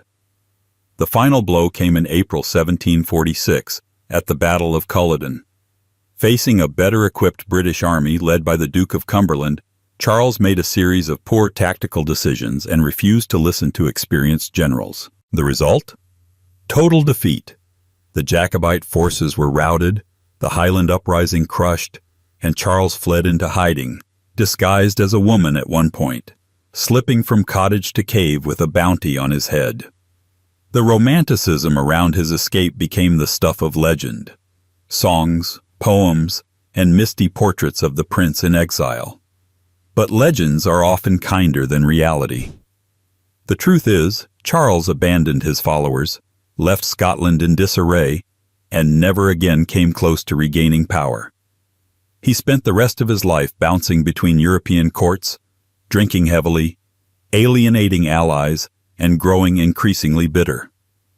Even his own supporters began to see him not as a hero, but a liability. He fell out with his father, alienated the French, and by the end of his life had become a ghost of the cause he once embodied. The bonny prince of lore had long since vanished, replaced by a graying exile living on past glories and barely managing to keep his dwindling court together. Historians still argue over how serious his intentions were, whether he truly believed he could win or simply wanted to believe it badly enough that the truth didn't matter. But what's undeniable is this. Charles Edward Stuart led thousands into a doomed campaign based on outdated claims, underdeveloped plans, and a profound underestimation of the modern state. And yet, somehow, he's still remembered fondly in song and story. Because nothing sticks like failure wrapped in a good melody. Still, if Charles was deluded by destiny, the next royal on our list was utterly undone by romance and politics. A queen who trusted the wrong man, married the wrong cousin, and ruled with her heart when the moment demanded a spine. Her name was Mary, and her story ended just as tragically, if not more. 15. Mary, Queen of Scots. If Shakespeare had invented Mary, Queen of Scots, critics would have said she was too dramatic to be believable. A teenage queen, a foreign throne, a murder plot, a second husband who may have been the killer, a third husband who was definitely the suspect, and a cousin who eventually had her locked up for nearly 2 decades. Mary's life had all the hallmarks of a political thriller with a main character who, despite everything, could never quite tell a bad idea when she saw one. Born in 1542, Mary became Queen of Scotland when she was just 6 days old. From the start, she was a symbol, a Catholic monarch in a kingdom increasingly pulled toward Protestantism, a royal baby in a political tornado. To protect her from chaos at home, she was sent to France at the age of 5, betrothed to the Dauphin, and raised in the gleaming, backstabbing court of the Valois kings. There, she was pampered, educated, and flattered. She also learned court intrigue. Unfortunately, only the poetic kind, not the practical version that involves survival skills. At 15, she married the young French king, Francis II. At 16, she became Queen of France. At 17, she became a widow. With nowhere else to go and a strong claim to the English throne through her grandmother Margaret Tudor, Mary returned to Scotland, a country she barely knew and a court already wary of her Catholic loyalties and French education. What followed was a reign marked by political missteps, romantic disasters, and a complete inability to read the national room. Her first major mistake? Marrying Henry Stuart, Lord Darnley. He was her cousin, her equal in royal blood, and her complete opposite in temperament. Charming, vain, unstable, and ambitious, Darnley quickly became a problem. Mary granted him the title of king consort. But when he demanded more power, she pushed back. Darnley responded by murdering her secretary, David Rizzio, in front of her while she was pregnant. Not exactly a great anniversary gift. Mary forgave him, briefly, then distanced herself, quietly. Then Darnley was found dead, loudly. The house he was staying in exploded, but his body was discovered in the garden, not burned or crushed, but smothered. Whoever killed him hadn't been subtle about it. Suspicion immediately fell on James Hepburn, Earl of Bothwell, a brash, forceful nobleman who had somehow convinced Mary to trust him, perhaps even protect him. A few months later, she married him. The optics? Horrendous. Most of the Scottish nobility were convinced Mary had either been complicit in Darnley's murder or dangerously manipulated by the man who had orchestrated it. Some claimed she was abducted by Bothwell. Others said she ran off willingly. Either way, her political credibility, already on shaky ground, collapsed entirely. The resulting backlash was swift and merciless. The Protestant lords rebelled, captured Mary, and forced her to abdicate in favor of her infant son, James VI. Bothwell fled into exile.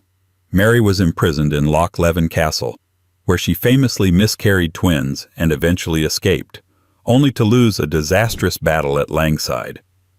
Out of options, Mary fled to England, seeking protection from her cousin, Queen Elizabeth I. This would prove to be her final and most consequential error. Elizabeth, understandably nervous about a Catholic rival with a legitimate claim to her throne, promptly had Mary protected in the form of a 19-year house arrest. During those years, Mary plotted, or others plotted on her behalf. The line between active rebellion and being used as a figurehead is blurry, but the result wasn't. In 1586, after the Babington plot, a plan to assassinate Elizabeth and place Mary on the throne, was uncovered. Mary was tried for treason. She denied everything. She still lost. In 1587, she was executed. Dressed in red, the Catholic color of martyrdom, she met her death with dignity, leaving behind a legend more compelling than her record. In life, Mary had been indecisive, impulsive, and politically naive. But in death, she became an icon, the beautiful, tragic queen who died for her crown. Her son, ironically, would go on to rule both Scotland and England as James VI and I, a political outcome Mary never managed to achieve while alive. Her story is a royal parable in romantic illusions colliding with realpolitik, and the dangers of trusting charisma over competence. Still, as misguided as Mary's judgment may have been, at least she wasn't actively ridiculed by her own contemporaries for seeming, well, a bit dim. That honor goes to a prince whose scandals were less political and more social, and who managed to become the butt of royal jokes even before he died young, confused, and thoroughly misunderstood. 16. Prince Albert Victor, Duke of Clarence. In a royal family with centuries of complicated legacies, Prince Albert Victor, affectionately nicknamed Eddie, managed to stand out not for scandalous ambition or tyrannical rule, but for his baffling lack of presence. Not absence, mind you. He was there, in photos, in parades, in the family tree. But intellectually, politically, and in most matters of practical consequence, Albert Victor drifted through his short life with the vague, blinking expression of someone who just walked into the wrong meeting and doesn't know how to leave. Born in 1864 as the eldest son of the future King Edward VII and the grandson of Queen Victoria, Albert Victor was second in line to the British throne. His life should have been one of preparation and statecraft. Instead, it became a case study in royal underperformance, the kind of story whispered behind fans at palace dinners and recorded with gentle exasperation in letters by Victorian courtiers who weren't paid enough to explain things twice. By all accounts, Albert Victor was kind. He was also reportedly pleasant, mild-mannered, and eager to please. The problem, and it was a recurring one, was that he rarely seemed to understand what anyone was talking about. His tutors found him slow to grasp even the basics of classical education, and efforts to train him in military or diplomatic matters were quietly shelved. Rumors swirled that he was intellectually delayed, that he suffered from some undiagnosed cognitive condition, that he simply wasn't all there. Officially, none of this was ever confirmed. But the royal archives make it clear that no one, not even his own parents, seriously considered him fit to rule. As a young man, he was shuffled from school to school, posted on ceremonial military assignments, and eventually sent to Cambridge, where he famously said very little and learned even less. His professors, struggling to teach someone seemingly immune to retention, often resorted to gentle small talk. It's said that one of his tutors remarked, "I don't think he ever realized I was trying to teach him something." Still, he was a prince, and princes are expected to marry. Queen Victoria, ever the dynastic planner, arranged for him to become engaged to Princess Mary of Teck. a bright, serious young woman who, by all accounts, was less than thrilled with the arrangement. Nonetheless, the engagement was announced in 1891. The British public, long skeptical of Albert Victor's abilities, reacted with a collective shrug.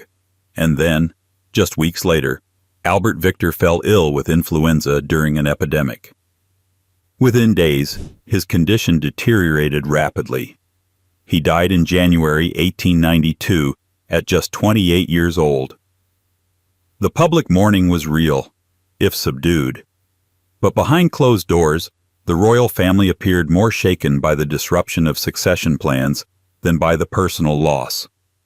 His fiancée, Mary, would go on to marry his younger brother, the future George V, becoming queen consort and cementing her place in royal history, a role she might never have endured if Albert Victor had lived. Posthumously, Albert Victor's name became a magnet for speculation. Decades later, conspiracy theorists attempted, without serious evidence, to link him to the Jack the Ripper murders. Others painted him as a secret libertine, a man of double lives and dark secrets. But these theories, while colorful, are almost certainly false. The truth is far simpler and arguably sadder. Albert Victor wasn't a monster or a maverick. He was a young man born into enormous expectation and quietly, irrevocably overwhelmed by it. His greatest scandal, if it can be called that, was the quiet consensus that he was not suited for kingship. The nation lost a future monarch, but in losing Albert Victor, it may have also avoided a long and difficult reign defined by confusion, deference, and awkward silences. He remains, in many ways, a royal placeholder, a man who was meant to inherit a crown, but left behind only a question mark. And yet, as passive as Albert Victor may have been, at least he never got anyone spectacularly defeated in battle by insisting on putting friendship above military command.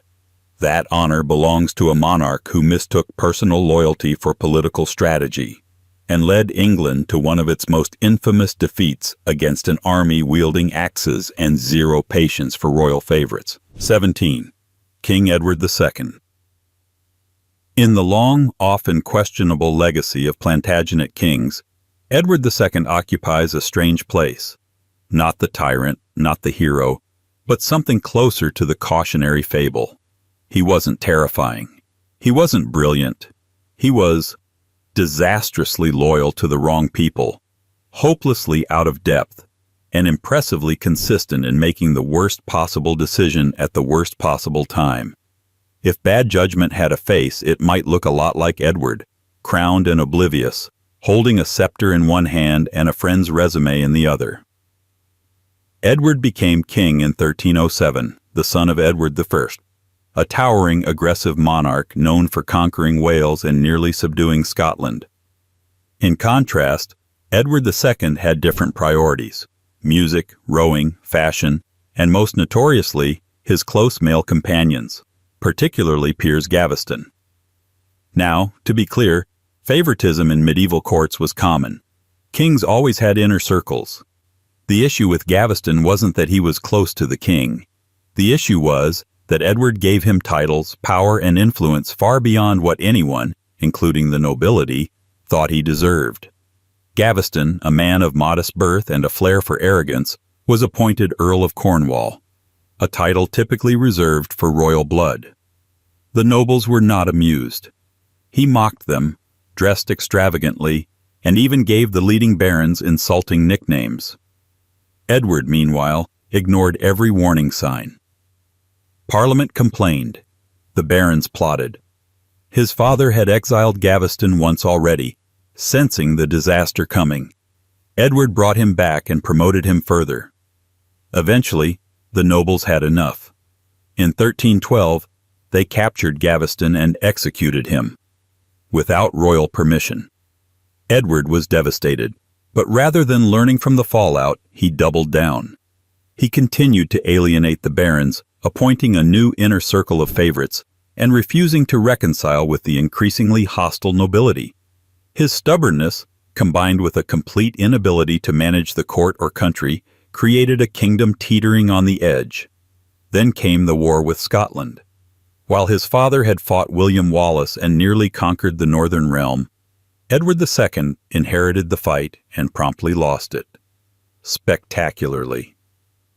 At the Battle of Bannockburn in 1314, his army, numerically superior and better equipped, was routed by a smaller Scottish force under Robert the Bruce. It was one of England's most humiliating defeats. The king fled the battlefield. Scottish independence, long suppressed, was effectively secured.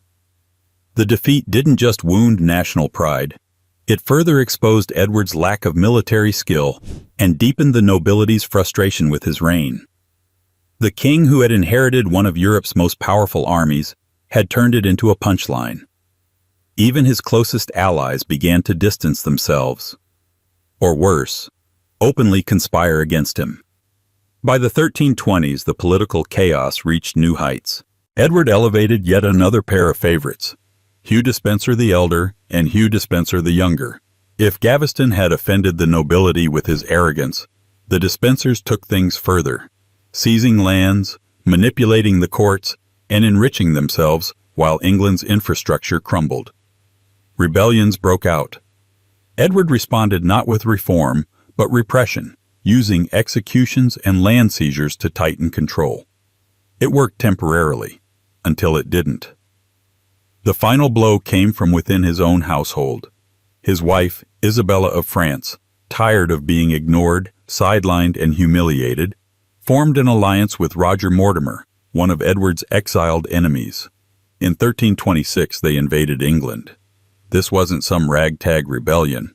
It was a coordinated strike, welcomed by a population exhausted by incompetence. Edward's support vanished almost overnight. He was captured, forced to abdicate in favor of his young son, Edward III, and imprisoned.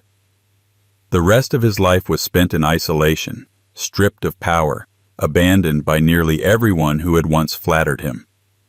His end remains murky, a historical mystery wrapped in rumors and embellished over centuries. What's clear is that his downfall was no coup. It was an inevitability, the result of years of missed warnings, broken alliances, and the belief that loyalty to friends mattered more than competence in leadership. Edward II wasn't hated because he ruled cruelly. He was despised because he ruled blindly. His story isn't just about corruption or favoritism. It's about a king who never understood the job, who mistook personal affection for political ability, and who, even as the walls closed in, kept reaching for the same familiar hands that had built the trap around him. And yet, for all his failures, Edward didn't try to rewrite his image with theatrical grandeur. That would come later. With a king whose obsession with personal majesty was so extreme, he demanded to be treated like a living deity, even as his allies turned against him. Because next came the reign of pageantry over practicality, a monarchy built on mirrors and shattered by its own reflection. 18. King Richard II. If King Richard II had been born into a theater troupe instead of a royal dynasty, things might have gone better. He had the flair, the drama, the wardrobe. What he lacked, tragically and consistently, was the ability to read a political room that wasn't applauding. Richard wasn't stupid in the traditional sense. He was poetic, educated, even eloquent.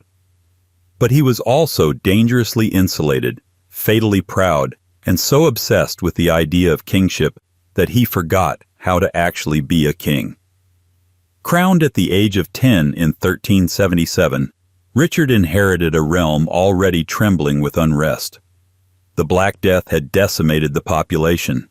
The economy was fractured, the nobility was restive, and the general population, no longer willing to bow in quiet desperation, was beginning to question everything, including the crown itself. Richard entered this chaos not as a warrior prince, but as a royal child with advisors pulling the strings. That early period, known as his minority, might have saved him from immediate disaster. But it also laid the groundwork for a lifelong belief that the monarchy wasn't just sacred, it was untouchable. His first major political test came in 1381 with the Peasants' Revolt. The uprising, triggered by crushing taxes and deep resentment, saw thousands march on London under the leadership of Wat Tyler. For a brief and terrifying moment, the monarchy teetered. And then, against all odds, young Richard stepped forward. At just 14, he rode out to meet the rebels, promised reforms, calmed tensions, and convinced many to go home. It was a rare moment of bravery and political instinct, one that earned him temporary respect. And then, just days later, he reneged on every promise, launched brutal reprisals, and reminded everyone that beneath the youthful charm was a mind already sharpening into autocracy. As he matured, Richard began to surround himself with courtiers who flattered his ego and mirrored his belief in divine kingship. He dressed lavishly, demanded elaborate ceremonies, and increasingly isolated himself from traditional forms of counsel. Parliament became an annoyance. The nobility, particularly the Lords Appellant, a group of powerful aristocrats, became enemies. Instead of building coalitions, Richard built a cult of personality. He issued royal decrees without consent, exiled or executed critics, and demanded loyalty not just to the crown, but to his personal image of royal perfection. His downfall, however, didn't come from outside invaders or popular uprising. It came from his own cousin, Henry Bolingbroke, the son of John of Gaunt, and a man Richard had foolishly underestimated. When John of Gaunt died in 1399, Richard seized his lands instead of passing them to Henry, as custom and law demanded. It was a blatant overreach. Henry, then in exile, returned with a small army, not to claim the throne at first, but to reclaim his inheritance. But Richard had burned too many bridges. Nobles defected, support collapsed, and by the time Richard tried to organize a resistance, it was already too late. He was captured, forced to abdicate, and imprisoned, replaced by Henry IV, the very man he had tried to neutralize. Richard died a year later in captivity under suspicious circumstances. Whether he starved, was murdered, or simply faded away, no one can say for certain. But the aura of divine invincibility he had cultivated so carefully vanished almost overnight. His reign became a cautionary tale, not of tyranny in the conventional sense, but of a monarch so consumed by image, so enthralled by the theater of kingship, that he forgot about the audience entirely. What makes Richard's reign especially tragic is the sense of what might have been. He had intelligence. He had courage in moments. But his deep insecurities, masked by ritual and velvet, turned his court into a hall of mirrors. And in the end, he couldn't tell the difference between his reflection and his reality. Still, Richard didn't invent royal denial. That honor might belong to the next monarch on our list. A king so spectacularly misnamed that history had to give him a corrective nickname, the Unready, not because he was lazy, but because he was perpetually late to every decision that mattered, including how to handle repeated invasions from people who rang the doorbell with flaming ships. 19. King Athelred the Unready. The worst part about being known as the Unready is that it sounds like you were simply late, as if you'd forgotten to set an alarm or misread a calendar. But in the case of King Athelred II, the nickname goes far deeper. Derived from the Old English unread, it translates more accurately to poor counsel or ill-advised. So his full regnal name, Athelred Unread, roughly means noble counsel, no counsel.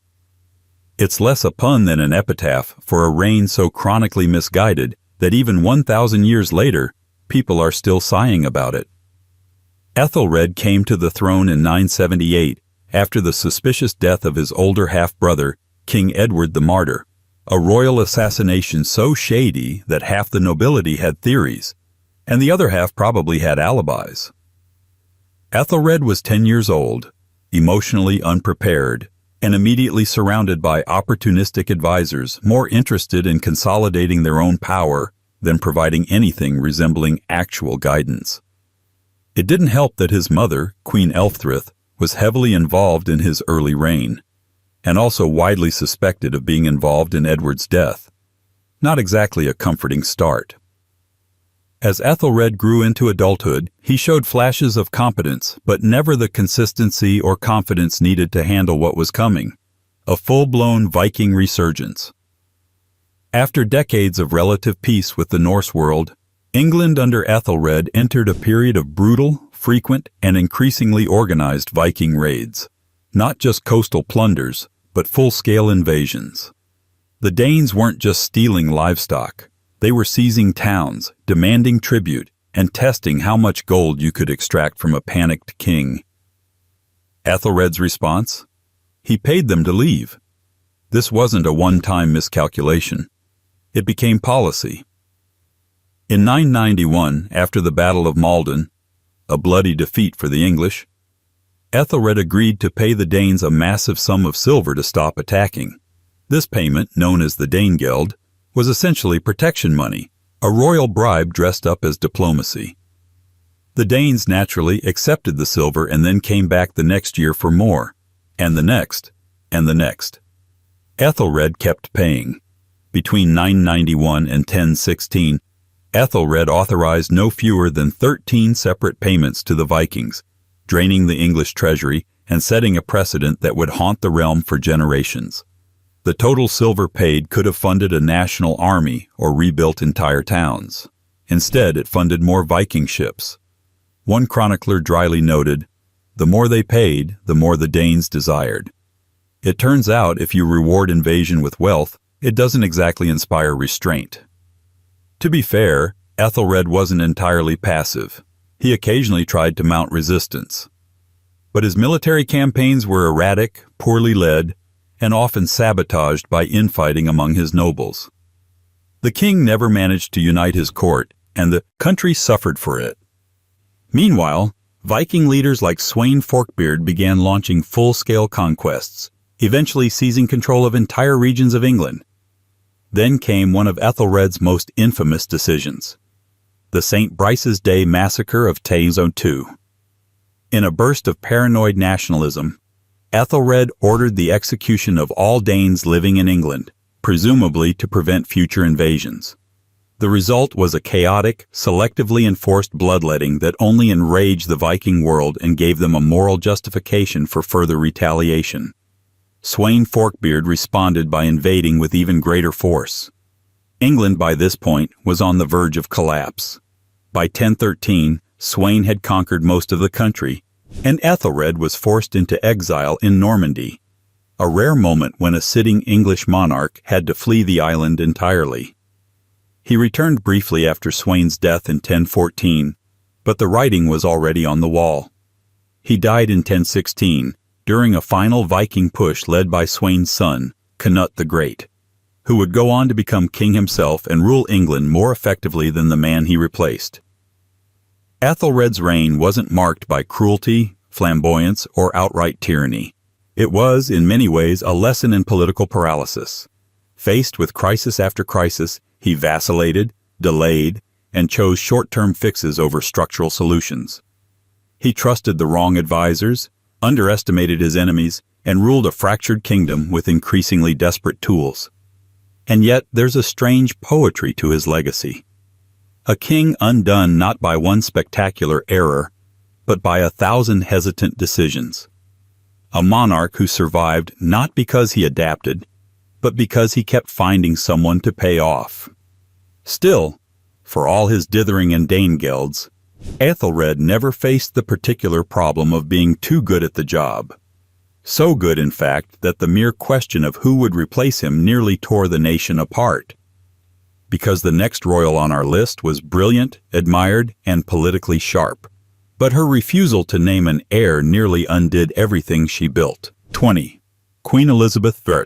Queen Elizabeth I is often remembered as the most iconic monarch in English history. The Virgin Queen, Gloriana, the woman who reigned alone and redefined power in pearls and poetry. She outmaneuvered assassins, popes, and entire armadas. She cultivated an image so luminous and calculated that her face became immortalized on coins, canvases, and the national psyche. But behind all the symbolism and pageantry was one of the most quietly dangerous royal flaws imaginable: an absolute refusal to name a successor. It wasn't indecision in the usual sense. Elizabeth could make decisions. She just didn't like sharing power, especially not with anyone who might outshine her, now or later. The throne to her wasn't just a duty. It was an identity, a mythos she crafted with surgical precision. And like all good myths, it required a controlled ending, or preferably, no ending at all. She came to power in 1558, after a childhood defined by instability and survival. Her mother, Anne Boleyn, had been executed when Elizabeth was 2. She'd been declared illegitimate, reinstated, threatened, imprisoned, and used as a political pawn in a game that killed most of its players. By the time she put on the crown, Elizabeth understood one thing better than anyone else. Power is never stable, and heirs are threats long before they ever inherit. So, she never named one. In an age obsessed with succession, this was borderline reckless. The 16th century was still fresh from decades of bloody religious turmoil, civil unrest, and disputed claims to the throne. Elizabeth's predecessor, Mary I, had spent her reign persecuting Protestants and trying to produce a Catholic heir. Before her, Edward VI had tried to rewrite the succession entirely, and before him, Henry VIII had created an entirely new church just to manage his own. The Tudor line was a fire hazard already. Elizabeth just added a new match. Throughout her 44-year reign, Parliament pleaded with her to marry. She didn't. Foreign suitors came and went, princes, dukes, even her own former brother-in-law, Philip II of Spain. But Elizabeth kept them all at arm's length. At court she flirted, teased, and weaponized her singleness like a geopolitical bargaining chip. She understood that as long as she was unwed and heirless, she was the central player on the European stage. Everyone needed her. No one could plan for what came next. But the longer she delayed the issue of succession, the more unstable things became. Factions formed. Ambitious nobles circled. Catholics backed Mary, Queen of Scots, Elizabeth's cousin and rival claimant to the throne, whose mere existence became a rallying cry for plots, rebellions, and European interference.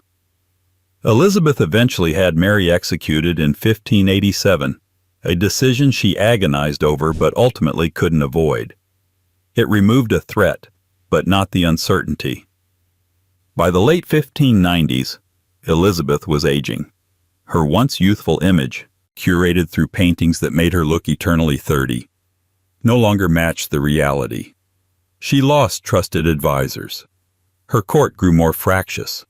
Still, she refused to name an heir. Naming one meant accelerating her own irrelevance. It meant admitting there would be an England without her. And that was not a future she was willing to entertain. Eventually, everyone just started guessing. Most eyes turned to James VI of Scotland, the Protestant son of Mary, Queen of Scots, and a man whose lineage made him a logical, if politically awkward, choice. Elizabeth neither confirmed nor denied. When she died in 1603, she left behind no formal declaration, no official succession plan, just a crown and a long trail of careful ambiguity. Fortunately for the country, James had the right allies and moved quickly. He became James I of England with relative ease. But it could have gone very differently. Elizabeth had played a masterful game of image, diplomacy, and power. But her greatest failure, the one that historians often gloss over in favor of Armada glory, was that she left the realm hanging by a thread. The irony? She ruled longer than any Tudor, secured the Protestant future of England, and oversaw an unprecedented cultural golden age. And still, she nearly destabilized it all by refusing to let go. But if Elizabeth's refusal to plan for the future was rooted in pride, the next royal on our list bungled the present in real time, turning the British Army into a museum of outdated weapons, lost causes, and missed opportunities. Because, as it turns out, being in charge of military reform requires you to believe reform is real, 21. Prince George, Duke of Cambridge.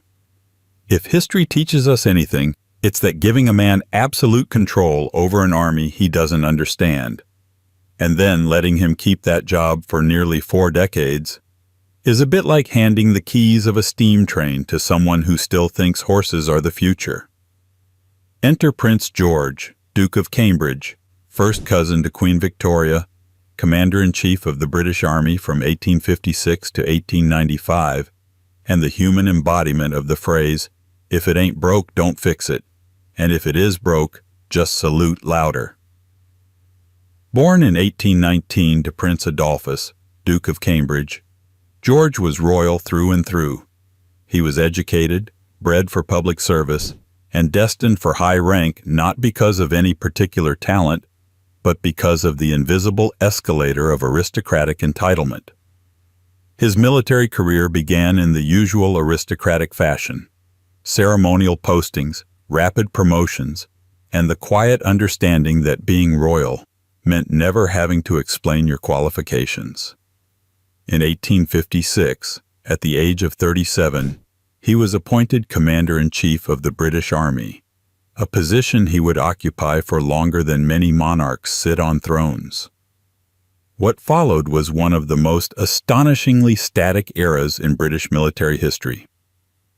While the rest of the world marched forward, embracing new technologies, adopting new doctrines, and rethinking what warfare would look like in the age of industrialization, the Duke of Cambridge remained steadfast in his commitment to, well, mostly tradition and instinct. He famously resisted nearly every reform proposal that crossed his desk, blocking modernization efforts with the stubbornness of a man who once figured out how to wear a sword sideways and never forgot the achievement. Under his leadership, the British Army continued to operate with Napoleonic-era structure well into the late 19th century. He resisted the introduction of short-service enlistment, which would have allowed the creation of a large reserve force. He opposed the expansion of staff colleges, because training officers was apparently too radical, and he dismissed merit-based promotions as unnecessary tampering. The Duke believed that British soldiers needed character, not credentials. Strategy, he felt, was less about planning and more about inherited instinct, something gentlemen simply had. It didn't help that George had a deep, almost spiritual attachment to ceremony. He adored uniforms, he attended endless parades, he cherished cavalry, even as the rest of the world realized horses weren't bulletproof. To him, the idea of change wasn't just threatening, it was unpatriotic. When asked about reforms proposed by figures like Edward Cardwell, the then Secretary of State for War, the Duke of Cambridge once famously snapped, "There is a tendency to regard the British soldier as a machine. I object to this view." Which sounds noble, until you realize the machine he objected to was training. His resistance to reform grew so notorious that he became the bane of military modernizers across the political spectrum. Critics whispered that the army was being crippled by a corset of gold braid. The Army List, a document showing ranks and appointments, looked more like a social register than a battle plan. By the 1880s, Britain's military capacity was lagging behind those of other major powers, particularly Prussia, whose methodical, staff-based system was light years ahead. To be fair, George wasn't malicious. He was deeply patriotic. He cared about his men. He genuinely wanted the army to function, just as long as it functioned exactly the same way it had when he was 20. But history doesn't wait for sentiment, and by the 1890s, even Queen Victoria had lost patience. In 1895, after 39 years in office, George was finally forced into retirement as part of a wider effort to drag the army, kicking and screaming, into the modern world. His legacy? A long, gilded period of military inertia. His defenders called him loyal. His critics called him a fossil. Both were probably right. In the end, George, Duke of Cambridge, wasn't a tyrant or a failure in the dramatic sense. He was something more dangerous to a country on the verge of a new century, an immovable object. But while George's rigidity slowed an institution, the next royal on our list took mismanagement to an entirely new level, governing a kingdom not with tradition, but with tone-deaf obsession. Because when your country is falling apart, and you respond by building castles and composing music, something has gone deeply, operatically wrong. 22. King Henry VI of Scotland, aka James III. History has a way of mistaking eccentricity for madness, and in the case of King James III of Scotland, it didn't need to work very hard. A monarch who seemed only marginally interested in the actual business of ruling, James is remembered not for epic wars or sweeping reforms, but for his relentless, almost childlike fascination with music, art, architecture, and a complete lack of understanding that a king's hobbies are not, in fact, national policy. Born in 1451 and crowned in 1460, after the untimely death of his father, James II, the young king inherited a Scotland torn by noble rivalries and long-simmering instability. He also inherited a throne that required careful diplomacy and firm leadership, neither of which were ever spotted in James's immediate vicinity. From an early age, he showed a strong interest in music, sculpture, and lavish decoration, and a near-total disinterest in military affairs, economic planning, or, crucially, listening to his advisors. James wasn't just fond of the arts. He was obsessed with them. He surrounded himself with foreign musicians, architects, and astrologers, often ignoring the powerful Scottish lords who expected to hold courtly influence. This may not sound like a crisis, but in 15th century Scotland, snubbing the nobility was a dangerous game, one James insisted on playing, even as his allies dwindled and resentment mounted like scaffolding on one of his many unfinished building projects. He spent royal funds, which were limited, to put it kindly, on cathedrals, ornate palace expansions, and collecting relics. Meanwhile, the economy suffered. Clan rivalries spiraled out of control. Lawlessness spread across the highlands and borders. But James's gaze remained fixed on carvings and songbooks. If there was trouble, he preferred to build around it. Literally. Even his choice of friends was baffling. He showed favor to low-born courtiers and foreigners, elevating them above established nobles. One of his closest confidants was an architect named William Rogers, an Englishman whom James treated with near-royal status. This infuriated the Scottish nobility. To them, it wasn't just favoritism, it was betrayal. A king who preferred masons to marquesses wasn't just eccentric, he was threatening the feudal order. The nobles responded the way medieval nobles often did, with open revolt. In 1482, James's own brother, Alexander, Duke of Albany, led an English-backed invasion into Scotland. Rather than rally his forces, James fled to Edinburgh Castle and essentially waited it out. He was captured by rebel lords, imprisoned briefly, and then reinstated under humiliating conditions. His authority was so hollow at this point that he couldn't even secure the release of his favorite musicians, who had also been arrested during the uprising. And still, he didn't change. His final years were marked by increasing isolation. His relationship with the nobility never recovered, and his own son, the future James IV, was drawn into yet another rebellion against him. In 1488, at the Battle of Sauchiburn, James III rode out with loyalist forces against an army that included his teenage son. He was killed during or shortly after the battle, under murky circumstances, either slain in the fighting or quietly dispatched while trying to escape. The details remain debated. The result does not. Scotland traded one James for another and breathed a collective sigh of strategic relief. James III's legacy is that of a king who ruled as if reality were optional. He wasn't violent or cruel. He simply couldn't grasp the difference between private passion and public duty. While castles crumbled and alliances failed, he hummed to himself and corrected the angle of a stained glass window. And yet, Even James never struck a secret deal with a foreign king behind his own parliament's back.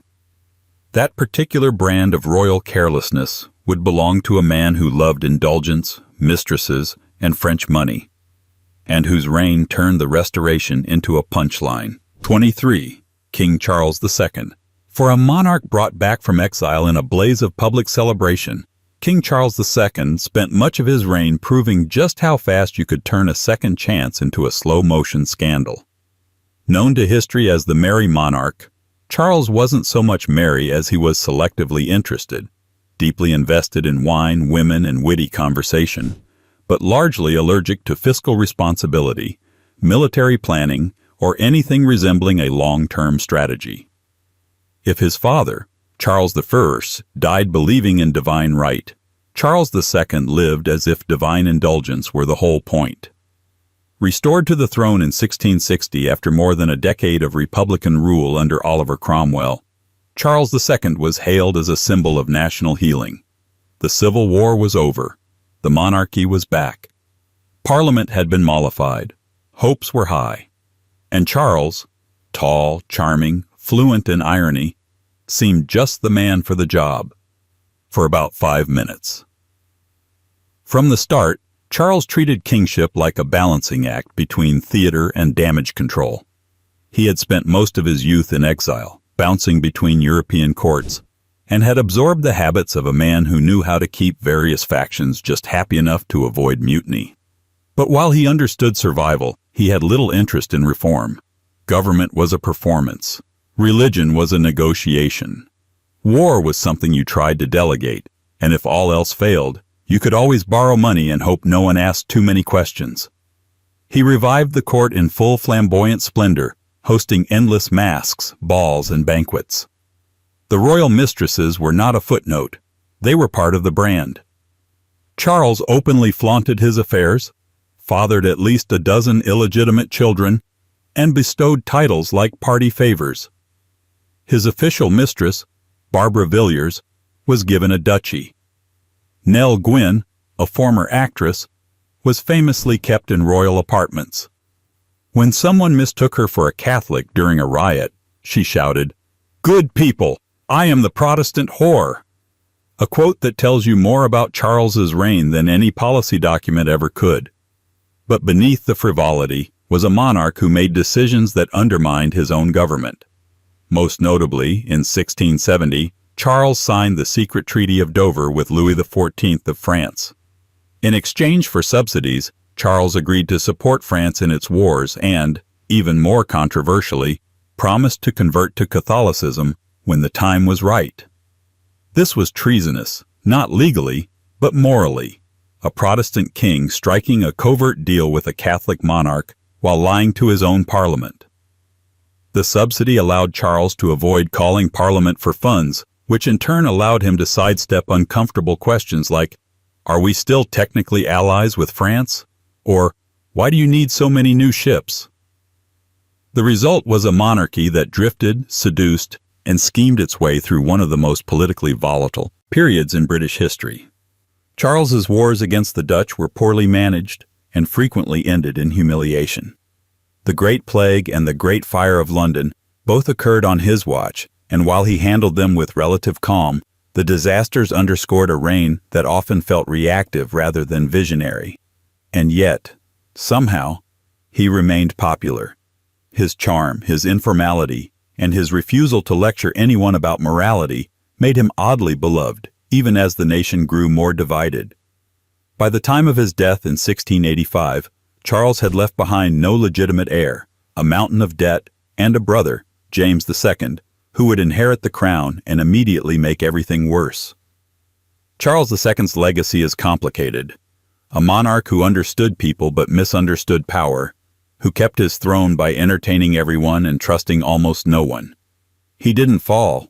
He faded into velvet, perfume, and a long list of unfinished problems. But if Charles used charm as a distraction, the next royal on our list never even had the chance. A young prince raised like a Fabergé egg in a glass box, pampered, protected, and fatally overindulged.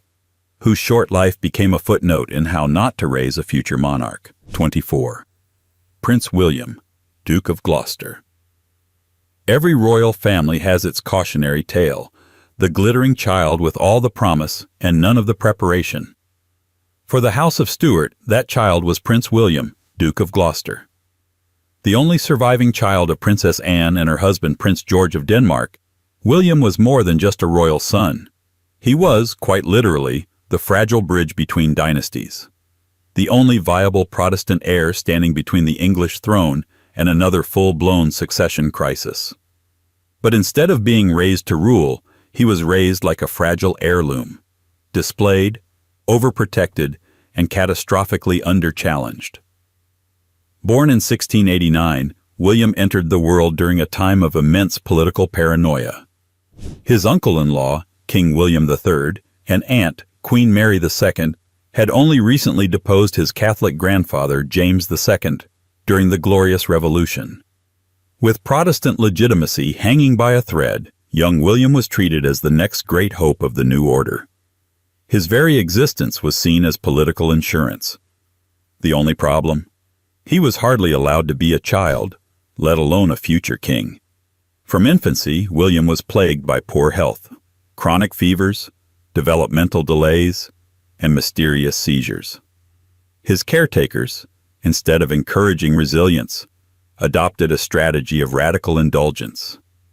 His education was stop-start, dictated by his moods. Tutors came and went, many dismissed for expecting too much from the boy or for introducing ideas deemed too rigorous. He was frequently showered with praise, shielded from failure, and handled with such caution that even minor challenges were considered dangerous. The result? A child who remained intellectually and emotionally underdeveloped, despite being physically coddled like a national treasure. When his cousin, King William III, tried to engage him in conversation, he was reportedly unimpressed by the boy's lack of curiosity. Court observers began whispering that William, charming and sweet though he may have been, was not remotely prepared for leadership. And with each passing year, it became increasingly clear that the Stuart plan for succession was built on a foundation of worryingly soft sand. In 1700, just shy of his 11th birthday, William fell seriously ill, some say with smallpox, others suspect hydrocephalus or other neurological conditions. Whatever the cause, he died within days. His mother, Princess Anne, was devastated. Politically, the kingdom was thrown into a quiet panic. The last viable Protestant heir of the Stuart line was gone. Parliament, in desperation, passed the Act of Settlement in 1701, bringing in the Hanoverian dynasty as the next best Protestant option. William's short life is rarely given much attention, overshadowed by more dramatic reigns. But in many ways, he represents the silent failure of royal parenting, a child meant to save a dynasty, raised with such overprotection and under-expectation that he never had the chance to become more than a symbol. The tragedy wasn't just that he died young. It's that, even if he had lived, no one seemed to be preparing him for the storm he was supposed to inherit. And yet, as much as William was a victim of others' decisions, the next royal walked willingly into irrelevance, a cardinal prince who abandoned the cause his entire family had bled for, and then spent the rest of his life in silk robes, praying for a future he actively avoided. 25. Henry Benedict Stuart, Cardinal King Henry. If ever there was a royal whose life felt like the epilogue to someone else's story, it was Henry Benedict Stuart, known to history as the Cardinal Duke of York and to die-hard Jacobites as King Henry IX. The younger brother of Charles Edward Stuart, Bonnie Prince Charlie himself, Henry was born in 1725 into a family that had already lost everything. The Stuarts had been dethroned, exiled, and increasingly romanticized, not as real rulers, but as tragic relics. Henry's life would be defined by that same strange twilight, noble titles, grand illusions, and absolutely no power. Where his brother Charles burned bright and fast with rebellion and disaster, Henry took another route entirely, one marked by restraint, piety, and quiet abandonment. While Charles led the Jacobite uprising of 1745, Henry chose the church. At 22, he was made a cardinal by Pope Benedict XIV. It was a deeply symbolic gesture, a royal heir turning away from secular power, embracing the robes of Rome instead of the sword. To the Vatican, it was a political statement. To Jacobites, it was a betrayal dressed in cassock. After the catastrophic failure at Culloden, Henry's choice began to look suspiciously like wisdom. Charles descended into drinking, paranoia, and irrelevance, while Henry rose steadily through the ecclesiastical ranks. He became one of the wealthiest churchmen in Europe, living comfortably in Rome, surrounded by art, music, and a curated sense of faded grandeur. But that comfort came at a price: the complete severing of any practical claim to the British throne. When Charles died in 1788, childless and broken, Henry became the final male heir of the Stuart line. Jacobites, now more mythologists than monarchists, half-heartedly recognized him as King Henry IX. But even they understood the futility. Henry never pressed his claim. He made no speeches, no declarations. He did not travel to Britain or rally support. Instead, he remained a Catholic cardinal, bound by vows, uninterested in power, and perfectly content to let the movement that birthed him drift into folklore. In a way, Henry's abdication of ambition was as radical as any rebellion. He didn't fight to reclaim his family's crown. He buried it under ceremony and liturgy. To his supporters, it was a dismal surrender. To his detractors, it was long overdue. But to Henry himself, it seems to have been peace. He died in 1807 at the age of 82, a remarkably long life for a man whose entire dynasty had burned itself out by the time he was a teenager. His tomb, commissioned by none other than Pope Pius VII, sits in St. Peter's Basilica. It calls him King Henry IX of England. Not many people notice, and thus ended the Jacobite dream. Not with a battlefield or a revolution or even a royal decree, but with a quiet cardinal in a velvet chair, sipping wine and watching the world move on without him.